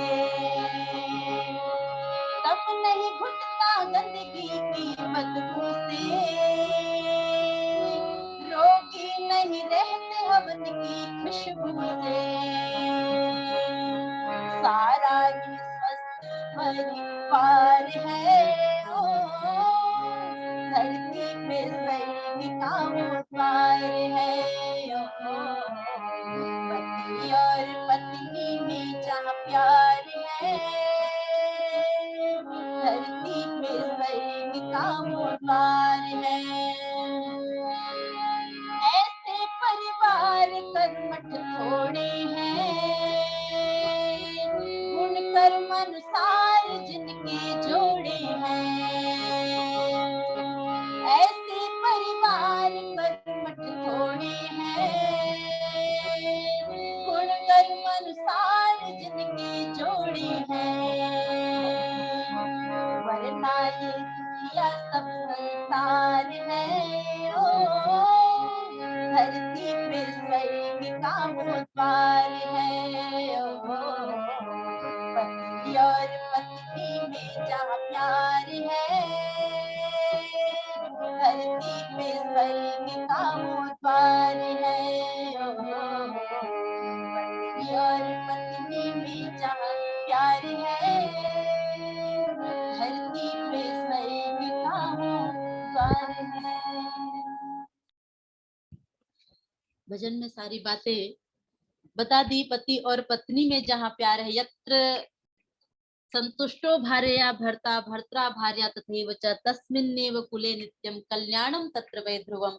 जहाँ पति से पत्नी संतुष्ट है, जहाँ पर पति पत्नी के बीच में युद्ध नहीं होते हैं, वो परिवार स्वर्ग है। और वो तभी स्वर्ग बनेगा जब परिवार में यज्ञ आदि ईश्वर की भक्ति, जो ऋषियों ने 5 हमारे यज्ञ बताए हैं, वो जब तक नहीं हमारे परिवारों में होंगे। और वहां पर बैठकर, यज्ञ भी एक बहुत बड़ा विज्ञान है। जब परिवार में, ऐसे ही नहीं ऋषियों ने कह दिया, परिवार में बैठ करके जब परिवार के सब बच्चे तीनों, माता दादा दादी, माता पिता और तीनों बैठ करके, मैंने कल भी निवेदन किया था कि एक पेड़ तभी फलता है जब उसके तीनों चीजें, जड़, उसकी शाखाएं और उसके जो फूल हैं, वो तीनों जिस पेड़ में होते हैं, पेड़ सुंदर लगता है। और वो पेड़ तभी हरा भरा होता है जब हम जड़ को सींचते रहते हैं। तो हमारे जो जड़ माता पिता हैं, उनको जब हम स्नेह करेंगे, उनकी सेवा करेंगे, तो आपका जो वट वृक्ष है वो सींचा जाएगा और उससे जो पेड़ पर फल होंगे, फूल होंगे, वो उत्तम होंगे। तो परिवार में जब बैठ करके तीनों पीढ़ी बैठ करके जब यज्ञ करती है और वहां पर इदम अग्नये स्वाहा इदं न मम, जब ये रोज पढ़ेगी तो फिर मेरा मेरा करने की आदत नहीं होगी। ये मेरा नहीं है, ये मेरा नहीं है, ये पाठ बच्चों के मन में अवश्य आएगा। तो आप बाहर बच्चों को पढ़ने के लिए भेजिए, सब कॉन्वेंट स्कूल में भेजिए, आपको जो बनाना है बनाइए। वो आप तो मानेंगे नहीं, मैं कहूंगी और मान ले, क्योंकि आज हवा उधर की चल रही है। लेकिन इतना तो कर सकते हैं कि वहां भेजने के साथ साथ आप अपने घर से जो संस्कार देने हैं, जितना आप उधर बाहर का जो आज वातावरण है उसमें जितना अधिक आप अपने बच्चों को भेज रहे हैं, उतना ही अधिक आपको संस्कारों के माध्यम से मेहनत करने की आवश्यकता है, परिश्रम करने की आवश्यकता है। आज हम अनावश्यक ही बच्चों को, जहां पर जरूरत नहीं है वहां पर हम बच्चों को फोन पकड़ा देते हैं और फोन पर बच्चों को बिजी कर देते हैं। मैं ट्रेन में अभी सफर कर रही थी तो बच्चा कह रहा है मुझे नहीं चाहिए पापा फोन, मुझे नहीं चाहिए। पापा अपने आप को फ्री रखने के लिए उसको बार बार फोन पकड़ा रहे। तो मैं कह रही देखो बच्चा चाह नहीं रहा है और ये पकड़ा रहे हैं। तो हम स्वयं चिंतन करें कि कितनी आवश्यकता है इन फोनों की। हम अपने लिए ही, फिर हम किसी भी स्थिति में हम नहीं कह सकते कि बच्चे ने मुझे वृद्धाश्रम भेज दिया या बच्चे मुझे ध्यान नहीं दे रहे हैं। त्रुटि हमसे कहीं ना कहीं हो रही है, हम मोह में फंस करके ऐसा कर देते हैं। ये बातें मैं तब बोल रही हूँ जब अपने जीवन का अनुभव मैंने बहुत कम आयु में मैंने सारा चीजें की है। बच्चा फोन में क्या देख रहा है इसको चेक करने की जिम्मेदारी। आप बच्चों को हर समय नहीं टोकिए, नहीं मारिए, लेकिन कम से कम नियंत्रण, निरीक्षण तो हम कर सकते हैं कि बच्चा देख क्या रहा है, बच्चा रिकॉर्डिंग में, बच्चा स्पीकर में गाने कौन से सुन रहा है, ये सब देखना, ये सब निरीक्षण करना बहुत आवश्यक है। मैं महीने में 25 से, मैंने बताया कि मैं बाहर रहती हूँ, लेकिन बहुत आवश्यकता है। मेरी बेटी 8th क्लास में है, बहुत आवश्यकता है, उसको फोन से मुझे पूछना होता है। लेकिन मुझे पता है कि जब मैं घर में नहीं हूँ उस समय मैं बेटी को फोन पकड़ा करके जाऊंगी तो फिर मुझे नहीं पता कि वो क्या देखेगी। तो इसलिए मैंने कभी उसको फोन नहीं दिया। तो इस तरह से बच्चों को हमें बचाने की, आज जो आंधी चल रही है, जो हवा चल रही है, उससे बचाने की आवश्यकता है।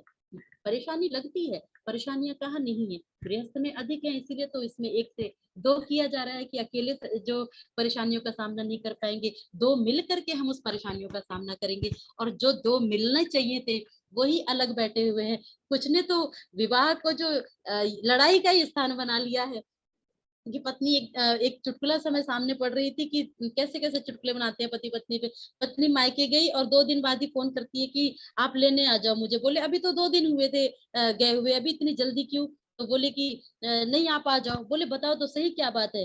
बोले मैंने मम्मी से भी लड़के देख लिया, भाई से लड़के देख लिया, पापा से लड़के देख लिया, बहन से लड़के देख लिया, जो लड़ने में आपके साथ में मजा है वो किसी के साथ में नहीं है। तो लड़ाई का स्थल हमने बना रखा है इसको, उसको युद्ध स्थल न बनाए, स्वर्ग बनाए।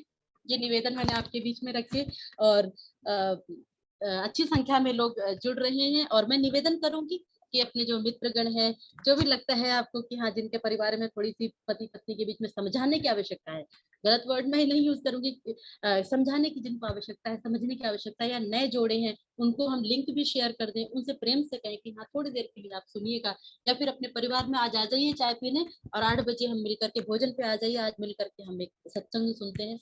ऐसे जब इन कार्यों का प्रचार कीजिए, जितना हो सके हमसे अपने जीवन से ऐसे अच्छा कार्य हो सके, सामाजिक कार्य हो सके, प्रचार हो सके, हम लोग प्रेरणा लें। हमारे भैया जो हैं जो इस कार्यक्रम के आयोजक, उनसे प्रेरणा लें कि 2 वर्ष से नहीं थक रहे हैं और उनकी इस संघर्ष के उस कारण ही आज आपके बीच में मुझे आने का अवसर मिला।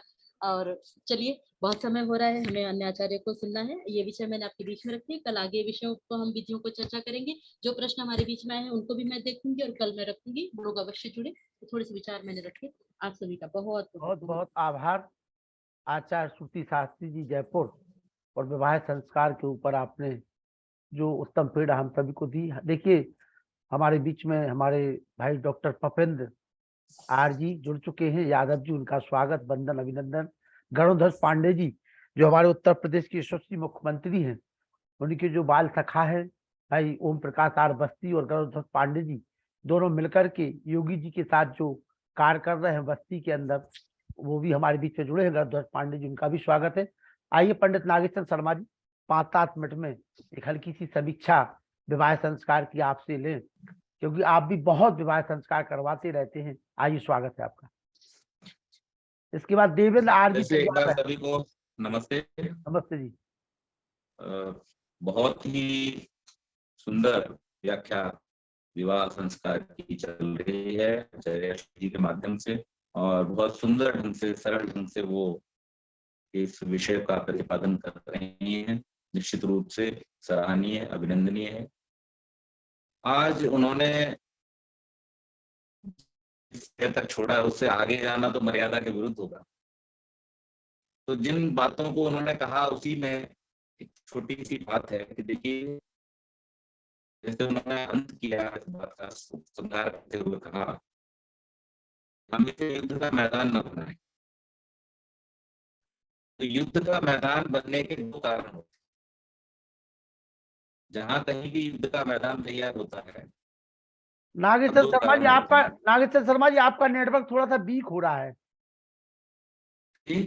आपका नेटवर्क वीक हो रहा है, नेटवर्क वीक हो रहा है आपका जी, आवाज कट रही है। अच्छा, अभी आ रही है? हाँ, अब आ रही है। अब आ रही है। तो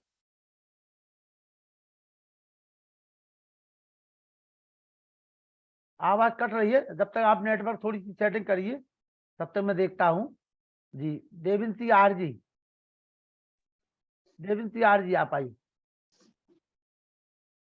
आदरणीय भाई लखनलाल जी आर्य, जिनके ब्रह्मत्व में एक कार्यक्रम संपन्न हो रहा है। मेरी आवाज आ रही है? हाँ जी, आपकी आवाज आ रही है, जी जी। आ रही है। जब तक आदरणीय नागेश्वर शर्मा जी अपना भाई नेटवर्क ठीक कर ले। जी जी जी। लखनलाल जी आर्य, भाई पुरुषोत्तम जी, भाई जौहर सिंह जी, धनीराम जी शिक्षक, नेहा महाजन जी अमृतसर से शायद मैं देख रहा था, जेपी सेन जी, ओम प्रकाश जी, नरोत्तम जी, पंडित नागेश चंद्र शर्मा जी, और जिन विदुषी बहन को सभी हम लोग सुन रहे हैं, आचार्य श्रुति शास्त्री जी जयपुर से, हम सब उनके बड़े ऋणी हैं।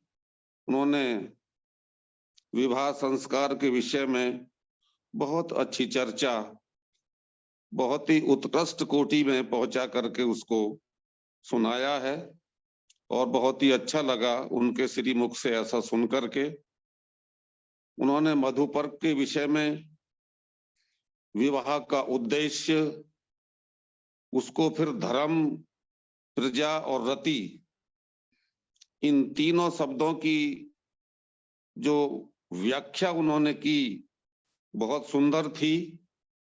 धर्म के जो 10 लक्षण हैं, धृति, क्षमा, दम, अस्तेयम, शौचम, इंद्रिय निग्रह, धीर, विद्या, सत्यम, अक्रोधो, 10 कम धर्म लक्षणम, उस पर उन्होंने बहुत सुंदर एक धर्म शब्द बोल करके ही उस पर अपना व्याख्यान न देते हुए, लेकिन उधर रेखांकित जरूर किया।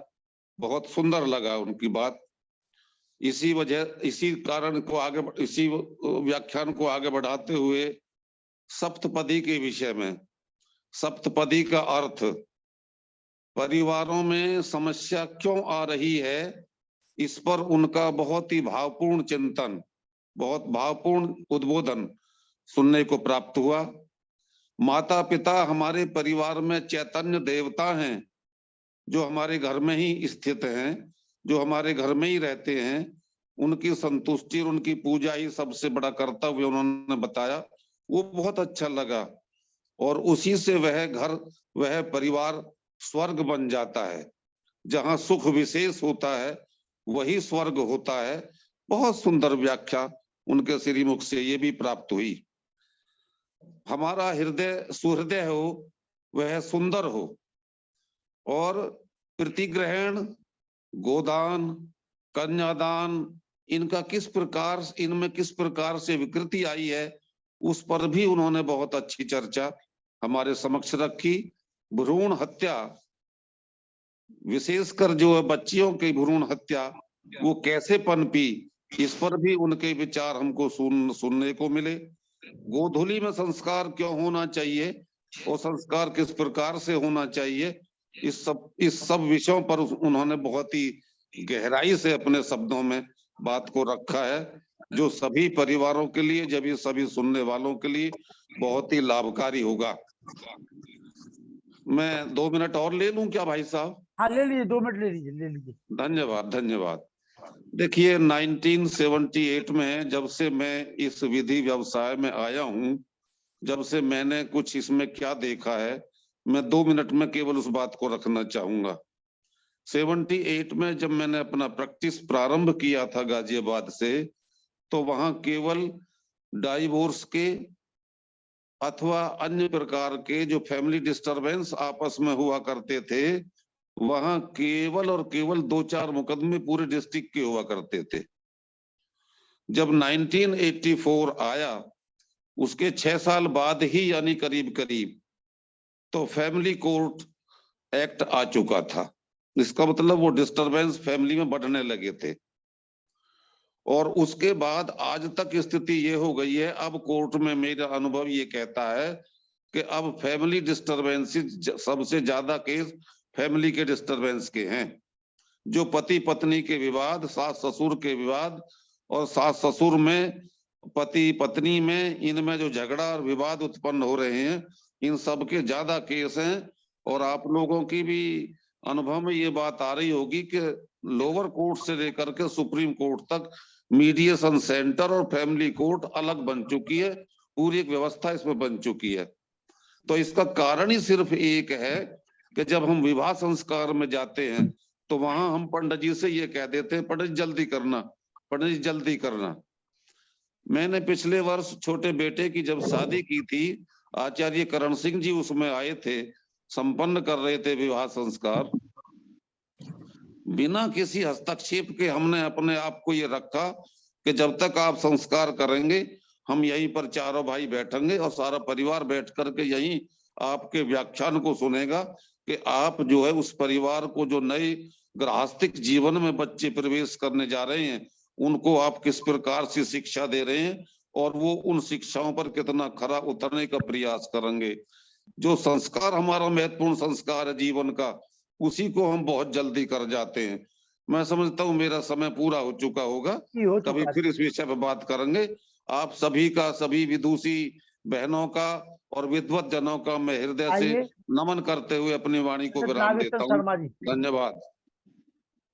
हाँ जी, आवाज आ रही है। तो बहुत बहुत धन्यवाद। मैं ये कह रहा था कि जो परिवारों में झगड़े की बात, आदरणीय वकील साहब ने वही बात कही कि झगड़ों की जो बात है वो 2 स्थितियों में शुरू होती है, जहां साधनों का और धन का अतिरेक हो, या फिर जहां सब लोग इस बात पर उतारू हो कि मैंने जो कहा वही ठीक है और उसी को माना जाना चाहिए।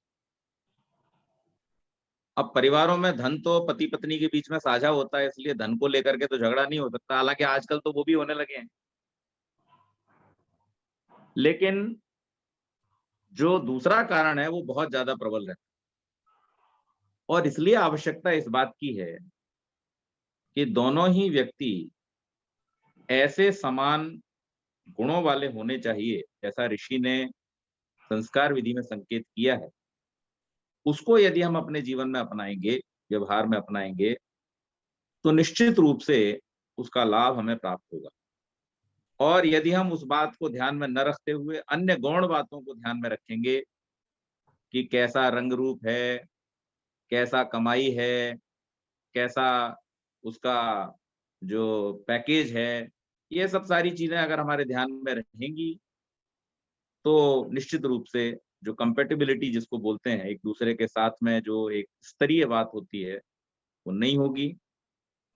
आश्रम की परंपरा तो अब समाप्त लगभग हो गई है, इसलिए वहां तो विचार करता ही नहीं कोई विवाह से पहले। लेकिन जो ऋषियों की बातें, उनको अपनाए बिना उस सुख के मूल तक पहुंचना बहुत मुश्किल है। तो ज्यादा लंबी टिप्पणी न करते हुए, क्योंकि समय अधिक हो गया है, मैं यही कहना चाहूंगा कि श्रुति जी बहुत सुंदर व्याख्या कर रही हैं संस्कार की। हम इन चीजों के रहस्यों को समझें। मधुपर्क पर उन्होंने बड़ी बढ़िया बात कही, मैं उसी बात में 1-2 मिनट में अपनी बात जोड़ता हूँ कि 3 चीजें उस मधुपर्क में मिलाई जाती हैं। दही, शहद और घी। और उस दही, शहद और घी का जो भौतिक लाभ है उसके विषय में श्रुति जी ने बतलाया, लेकिन हमें ये ध्यान रखना चाहिए कि उसका एक और संकेत हमारे लिए है, और वो संकेत ये है कि जो दही है वो उस मधुपर्क का आधार है, और दही का जमाया जाना ये इस बात पर निर्भर करता है कि दूध पूरी तरह से ठीक। इसी तरह जब तक गृहस्थ में प्रवेश करने वाले वर और वधू, वर और कन्या दोनों, जैसे ऋषि ने लिखा है, पूर्ण ब्रह्मचर्य को धारण करके और उत्तम व्रतों को धारण करके, सत्यादि अपने जीवन में धारण करके फिर प्रवेश करें, विद्या आदि गुणों को, बल को धारण करके प्रवेश करें, और प्रवेश करने के बाद भी जो अपने आचरण को पवित्र रखते हैं, उन्हीं लोगों का गृहस्थ सुखी रह सकता है, क्योंकि वो उसका आधार है। और शहद मधुरता का प्रतीक है। हमारे व्यवहार में, हमारी वाणी में, हमारे स्वभाव में, हमारे कर्मों में जितनी मिठास होगी, लेकिन वो मिठास आती कहाँ से है उसका हमें ध्यान रखना चाहिए कि मधुमक्खी बड़े परिश्रम से हजारों फूलों के ऊपर जाकर के बैठती है और चुन चुन करके पराग कणों को लेकर के आके और उससे शहद बनाती है। जिस फूल से वो पराग लेकर के आती है उस फूल का कुछ भी नहीं बिगड़ता और वो अपने काम की चीज ले आती है। इसी प्रकार से जो व्यक्ति जहां, जिस संस्था में, जिस समाज में, जिस डिपार्टमेंट में काम करता है, वहां की हानि किए बिना जो अपनी आजीविका कमाता है, उसके घर में जो धन आता है वो उसके लिए स्वर्ग का कारण बनता है। और जो बेईमानी करता है, जो छीना झपटी आपाधापी करता है, वो निश्चित रूप से अपने जीवन में दुख पाता है। और घी जो है वो एक और जहां समृद्धि का प्रतीक है, जैसे आचार्य जी ने बताया, साथ ही साथ में घी का एक और नाम है स्नेह। और जब संसार में किसी भी चीज से काम नहीं बनता तो फिर स्नेह से काम बनता है। आपकी उंगली में अंगूठी फंस जाए तो आप जरा सा घी लगाइए, कितनी भी सख्त अंगूठी हो धीरे से निकल आती है। जो बड़ी से बड़ी समस्याएं हैं जीवन की, उनको भी स्नेह से, प्रेम से सुलझाया जा सकता है। और इसलिए ये मधुपर्क जब कराया जाता है तो कन्या और वर एक दूसरे को देते हुए और लेते हुए, यानी वहां पर प्रतिग्रहण जो किया जा रहा है उन पदार्थों का, बड़े सुंदर संदेश एक दूसरे को देते हैं। बड़े सुंदर मंत्रों का वहां पर उल्लेख किया गया है। तो इस विषय पर विशेष प्रवचन तो आचार्य जी कर ही रही हैं। ये छोटी सी बात मैंने आपको बताई कि ऐसे ही हम सूत्रों को अपने जीवन में ध्यान में रखें कि अपनी कमाई को ठीक रखें, अपने व्यवहार को स्नेहपूर्ण रखें और अपने जीवन को पवित्र रखें, तो निश्चित रूप से हम घर में स्वर्ग का वातावरण, सुख का वातावरण प्राप्त कर सकते हैं। मैं यही कहकर के वाणी को विराम दूंगा। सभी का बहुत बहुत धन्यवाद। बहुत बहुत आभार पंडित नागेश्वर शर्मा जी। आप मुंबई में हैं, पूना में हैं, और जो हमारे एनआरआई हैं जो भारत से बाहर रह रहे हैं, वो शादियां कराने जब मुंबई आते हैं तो आप उनके विवाह पढ़ते हैं, बहुत अच्छा लगता है। और दो दो हमारे बीच में विद्वान पंडित गरुणध्वज पांडे जी, आरवी दल बस्ती, गरुणध्वज पांडे जी आइए। जी नमस्ते। नमस्ते जी। ये हमारे जो उत्तर प्रदेश के यशस्वी मुख्यमंत्री जी हैं योगी जी, उनके हमारे ओम प्रकाश आर जी और गरुणध्वज पांडे जी, दोनों लोग मिलकर के बहुत पुरुषार्थ साथ में करते हैं। आइए पांडे जी। जी नमस्ते। नमस्ते जी, स्वागत है आपका। आज काफी दिनों के बाद मैं जुड़ पाया इस कार्यक्रम में, और जुड़ते ही जितना मधुर वाणी में और जितनी अच्छी चीजें सुनने को मिली, वास्तव में ये आचार्य जी का बहुत ही कृपा है। और सबके ऊपर कि जिन्होंने विवाह की जो पद्धति ऋषि ने बताई है वह इतने सरलतम ढंग से समझाने का और एक नया दिशा देने का, सबको प्रेरणा देने का जो ये सुंदर कार्य किया है, मैं प्रयास करूंगा कि मैं कल भी जुड़ूं और विवाह की पूरी पद्धति को, अभी तक तो जितने विवाहों को संपन्न मैंने कराया है, काफी चीजें मुझे नई चीजें भी इसमें जानकारी हुई हैं। तो मैं प्रयास करूंगा कि इस विधि को स्वयं भी अपनाया जाए और समाज के सभी लोगों को बताया जाए, क्योंकि जो हर समाज जो है अच्छी चीज स्वीकार करना चाहता है। वो कमी हमारी है कि हम अच्छी चीज अपनी वहां तक नहीं पहुंचा पा रहे हैं। तो हम सभी को यह संकल्प लेना चाहिए कि जितने भी हमारे इष्ट मित्र हैं जिनके घर विवाह संस्कार है, उनको यह बताना कि सूर्यावलोकन तभी हो सकता है जब दिन में विवाह। तो और उसके जितने भी स्टेप हैं, जितनी भी गतिविधियां हैं विवाह की, वो अपने इष्ट मित्रों को समझाएं, और ताकि वे अधिक से अधिक उस चीज को अडॉप्ट कर सकें। अच्छी चीज सभी लोग, और नए जो बच्चे हैं जिनका विवाह होना है, उनको विवाह के बारे में यदि समझाया जाएगा तो मुझे पूरी उम्मीद है कि वे निश्चित ही इस चीज को स्वीकार करेंगे और हमारा सहयोग करेंगे। इन्हीं शब्दों के साथ आपका बहुत बहुत धन्यवाद। कल आप ओम प्रकाश आरजी को लाएंगे और वो हमारे विशिष्ट अतिथि रहेंगे, ठीक है जी? जी जी बिल्कुल बिल्कुल। कह दीजिएगा लखनलाल जी ने कहा है जी। जी जी जी जी ठीक है। चलिए, पपेंद्र नमस्ते। आरजी अलीगढ़ से हमारे हंसता हुआ नूरानी चेहरा, डॉक्टर पपेंद्र आरजी। पपेंद्र जी आइए। देखिए, एक समय था जब हम मिले थे तो जस्ट डबल थे आप, और आज आप सिंगल है, हम डबल हो गए हैं। स्वागत है आपका डॉक्टर पपेंद्र अलीगढ़। ऐसे ही देखते रहेंगे, आप बराबर हंसते रहेंगे। आइए। नमस्ते जी। नमस्ते जी। तो धन्यवाद आपका आरजी। जुड़ने का अवसर तो कभी कभी मिल पाता है, क्योंकि एक के बाद एक हमारी मीटिंग लगी रहती है। लेकिन आज मेरा विशेष मन था दोपहर से ही कि कुछ भी हो, चाहे मुझे कुछ समय के लिए, तो मैंने 3 जगह ज्वाइन कर लिया। और मुझे आचार्य श्रुति शास्त्री को ही सुनने का ज्यादा मन था। क्योंकि फेसबुक पर मैं आजकल देख रहा हूँ, और साथ में उनका जो उद्बोधन सुना, मैंने बहुत ही मन गदगद हो गया। और ऐसी विदुषियां जब होंगी तो मुझे तो ऐसा लगता है कि ये धरा स्वर्ग बन ही जाएगी। और सो परमात्मा से प्रार्थना करते हैं कि ये इनकी मधुर वाणी हम सबके बीच में मिलती रहे हमें। और बाकी बघेल साहब को सुना, आचार्य और शर्मा जी को सुना, बहुत अच्छा लगा। एक से एक विद्वान, मैं तो कुछ भी नहीं हूँ, और मुझे सुनने का अवसर बस परमात्मा देता रहे आपके सानिध्य में, और आप सब लोगों से मैं सीखता रहूं, ये मेरी कामना है। बहुत बहुत आभार।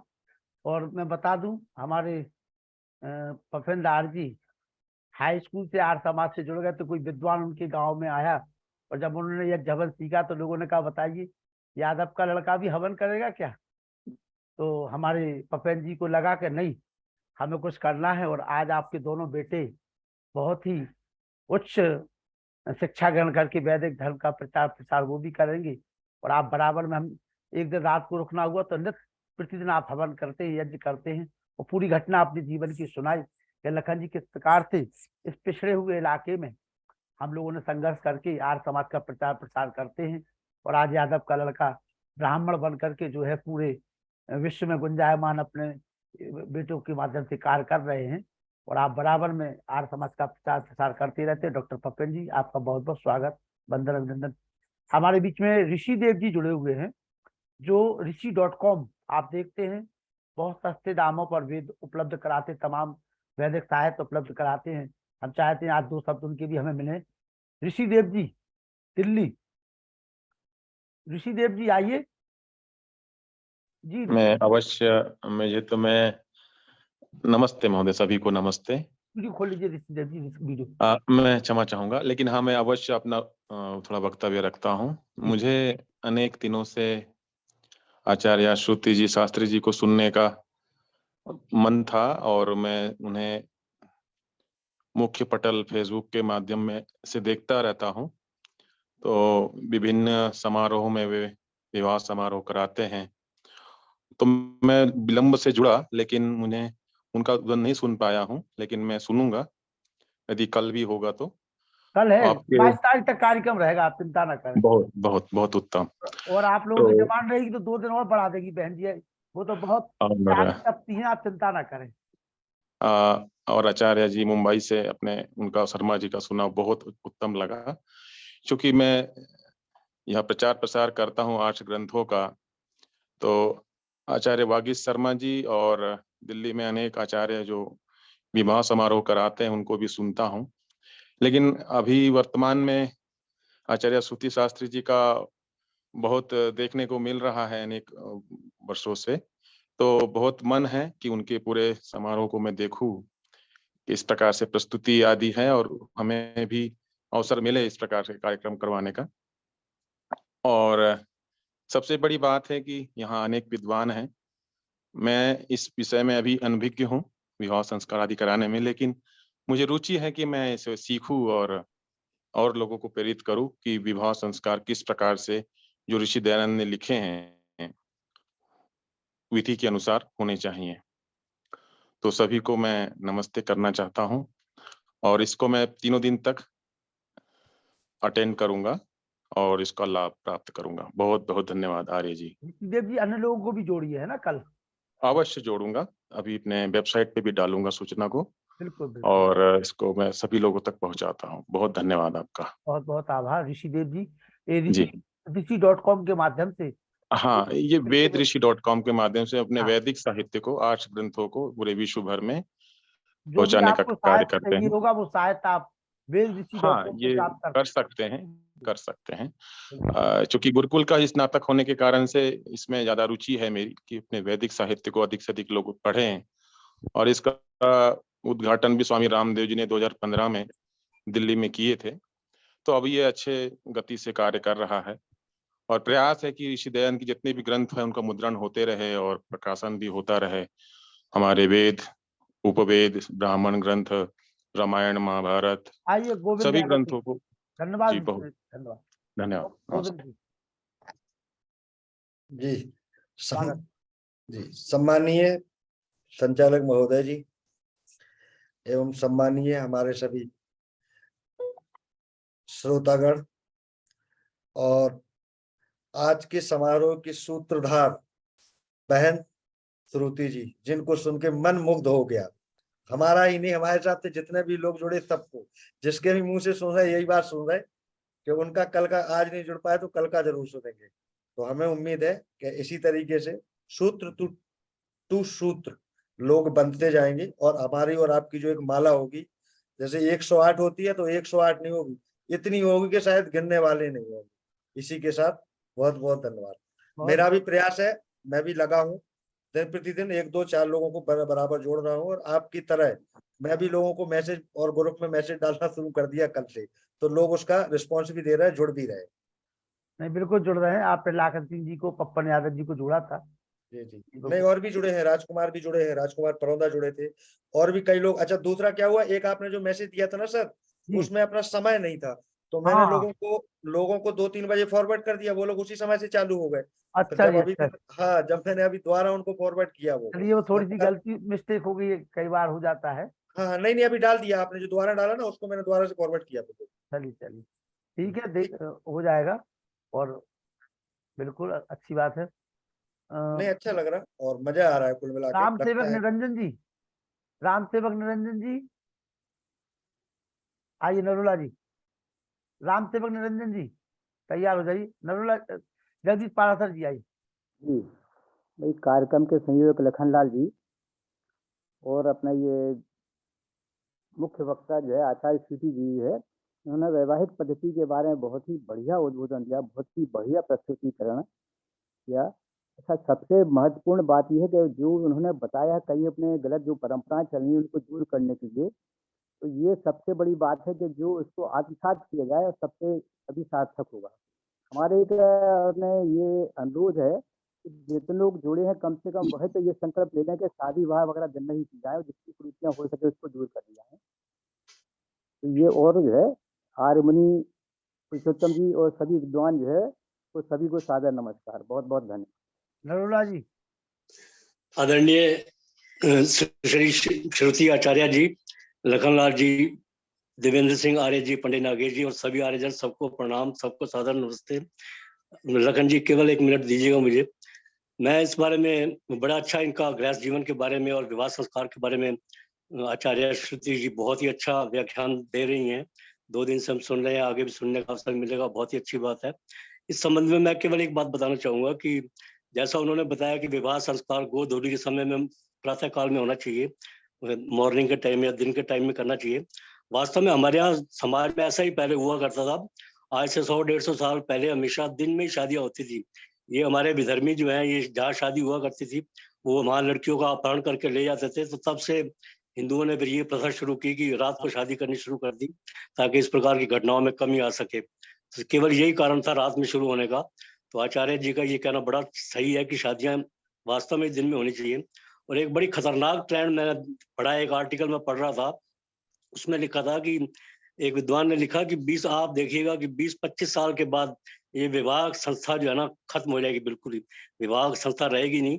ऐसे ही जैसे लिव इन रिलेशनशिप चल रही है, इसी टाइप की बातें हुआ करेंगी। तो उसने आगे कारण दिया कि ऐसा क्यों होगा। तो उसने बताया कि देखिए आजकल पति पत्नी दोनों जो हैं काम करते हैं, दोनों सेल्फ इंडिपेंडेंट है, सहन शक्ति किसी में है नहीं, एक दूसरे की बात कोई सुनना नहीं चाहता। तो आगे से विवाह इनमें संबंध रहना बड़ा मुश्किल काम है। तो मैं समझता हूँ कि वास्तव में उस आर्टिकल में उन्होंने जो बातें कही बड़ी खतरनाक लगी मुझे। तो वास्तव में ये हमारे धर्म के लिए, हमारी वैवाहिक संस्था के लिए बहुत बड़ा खतरा है और इससे हमें बहुत सावधान रहना ही चाहिए।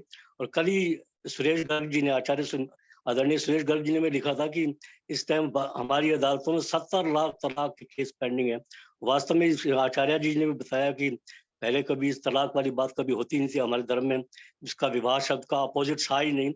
और अब 70 लाख तो ये बता रहे हैं और मेरे ख्याल में शायद इससे भी अधिक ही होगा। तो वास्तव में ये बड़ी खतरनाक सिचुएशन है। तो जितने भी हम लोग यहाँ बैठे हैं, हमें इन चीजों का ध्यान रख के हमें चाहिए कि हम इन खतरों से सावधान रहें और इसके करेक्टिव मेजर्स जो हैं निवारण के लिए उठाएं। आपने समय दिया, बहुत बहुत धन्यवाद। माता चंद्रकांता जी।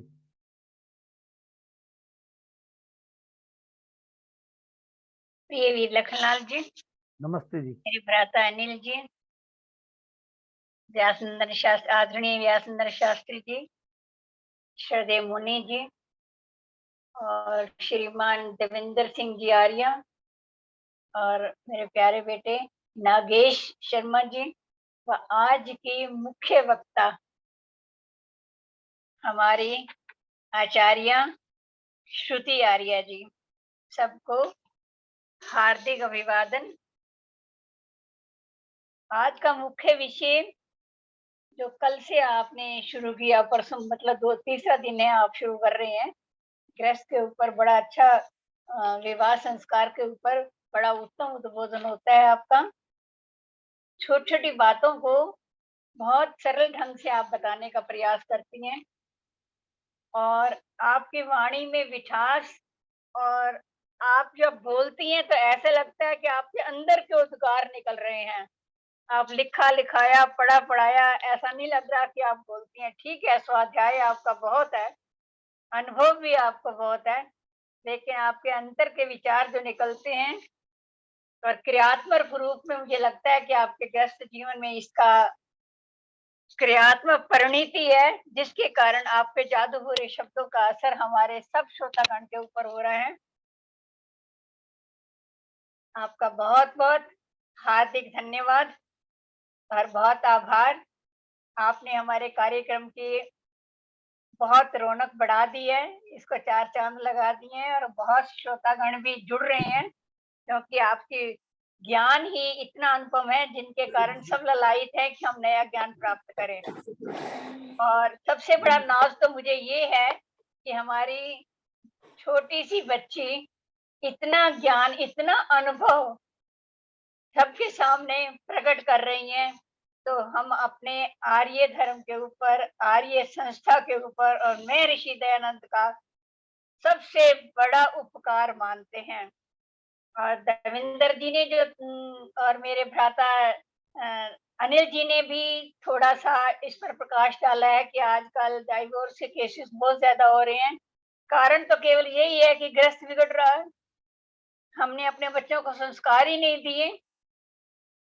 जिन घरों के अंदर संस्कार हैं वो घर चाहे कितने भी दूर बच्चे रहें आपस में जुड़े रहते हैं। वो कब कभी नहीं दूर हो सकते, उनके अंदर मनमुटाव नहीं हो सकता। मैं छोटा सा एग्जाम्पल केवल अपने घर का देना चाहती हूँ। मेरे बड़े बेटे का विवाह चंडीगढ़ हुआ और वो तो मेरे भाई लखनलाल जी भी देख कर आए हैं मेरी बिटिया को, मतलब पुत्रवधू को बिटिया ही कहती हूँ मैं। सोनीपत में हुआ, तो जब विवाह हुआ तो बेटे की सर्विस चंडीगढ़ ट्रांसफर हो गई बॉम्बे से, तो बहू रानी दोनों इकट्ठी रहीं। तो उनके ऑफिस में सब ये बोलते कि 1 साल हो गया है, 2 साल हो गए, आप दोनों बहुएं देवरानी जिठानी इकट्ठी रहती हो। तो मेरी बड़ी बहू ने पता क्या जवाब दिया? उसने कहा, आप लोगों को समझ नहीं होगी, आप लोगों के अंदर मन मिटाव, हम तो दोनों बहनें बड़े मिलकर रहती हैं और एक ही चूल्हे पर रहती हैं, एक ही घर में रहती हैं, एक ही चूल्हा है हमारा। ये क्यों कहा उसने बच्ची ने? क्यों उस बच्ची को माँ बाप ने शिक्षा दी और यहाँ छोटी बहू की माँ बाप ने भी उनको शिक्षा दी कि आपने घर में मिलकर कैसे रहना है, कैसे कुटुंब में रहना है, मिला जुला परिवार क्या होता है। अब इतनी दूर दूर है, वो चंडीगढ़ अब बंगलोर है, मैं आजकल बंगलोर में बैठी हूँ, लेकिन कोई हिसाब किताब नहीं इनके खर्चे का। वो अपने बच्चों के लिए कुछ लेती है तो इनके बच्चों के लिए लेती है, ये लेते हैं तो उनके बच्चों के लिए लेते हैं। क्यों? क्योंकि दिल में लगा हुआ है, एक दूसरे का प्रभाव है, समझते ही नहीं कि हमारा कोई अंतर है किसी प्रकार का। तो ये भाव आना, प्रैक्टिकली जीवन में आना बहुत जरूरी है, और ये मैं प्रभु की कृपा समझती हूँ, मेरा इसमें कोई हाथ नहीं है। महर्षि दयानंद का ज्ञान, आर्य संस्था का वरदान और प्रभु की कृपा, जिसके कारण ये स्वर्ग सा जीवन चल रहा है। सिमरिया जी, कामना करती हूँ कि मेरे सभी आर्य परिवार जो है इससे भी अधिक स्वर्ग के मय वातावरण में जीवित रहें। धन्यवाद। मोबाइल को टच करिए, कीरत जी मोबाइल को टच करिए, आपको खुल जाएगा। थोड़ा सा कहीं भी मोबाइल को टच कर दीजिए, कीरत जी किसी भी स्पेस पे टच करिए, मोबाइल को टच करिए, आप तो खुल जाएगा। चलिए कोई बात नहीं, आइए रेहान वशिष्ठ जी।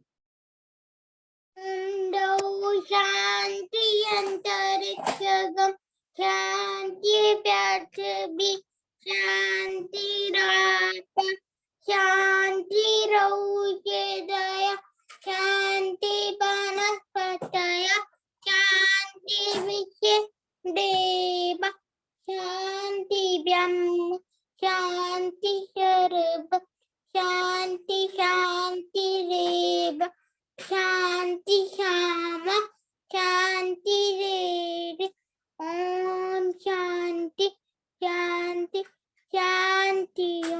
जो बोले सो सत्य सनातन वैदिक धर्म की जय। गुरु विद्यानंद की जय, महर्षि दयानंद की जय, मर्यादा पुरुषोत्तम श्री रामचंद्र की जय, योगेश्वर श्री कृष्ण चंद्र की जय, पंडित राम की जय, स्वामी सदानंद की जय, स्वामी आत्मानंद की जय, भारत माता की जय, गौ माता की रक्षा हो, पालन हो, हर समाज अमर रहे, वेद की ज्योति जलती रहे, ओम का झंडा ऊंचा रहे, आर्यों के महाकुंभ की जय, परम धनी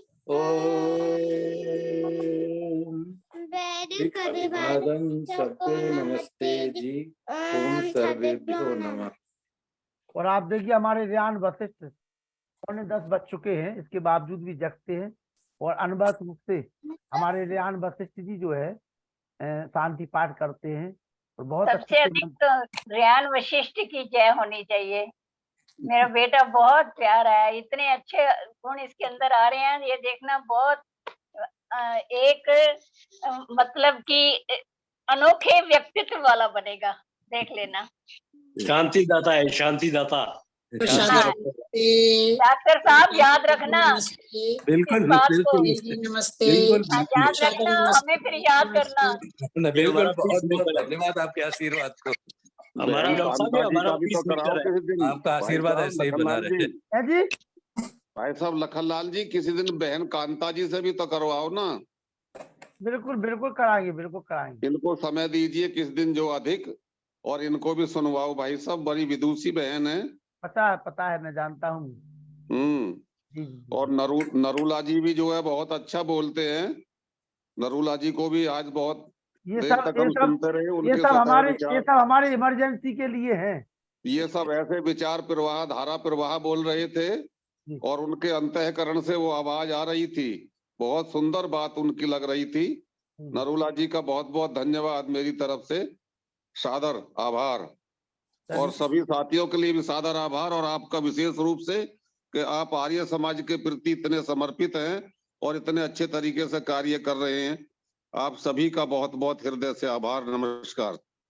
आदरणीय देवेंद्र जी, विशेष तो आप हैं। आपसे हम बहुत सीख रहे हैं, बहुत कुछ सीख रहे हैं। आपका अति आभार और धन्यवाद। इतना बहन आपका बड़प्पन है, मेरी बहन जी आपका बड़प्पन है, मैं इसको स्वीकार करता हूँ हृदय से। लेकिन ये बड़प्पन सब आपका ही है, आपका ही प्यार है, आपके संस्कार दिए हुए हैं। चलिए, शुभरात्रि, कल मुलाकात होती है। शुभरात्रि। और सब शुभरात्रि। लोग जिस प्रकार से हमारे गोविंद जी सब लोगों को जोड़ रहे हैं, इसी प्रकार से आप लोग भी 2-2, 4-4, 10-10 लोगों को जोड़ने का प्रयास करिए। ठीक है जी, कल मुलाकात करते हैं, कल 100 की संख्या पर कर लेंगे। धन्यवाद भाई।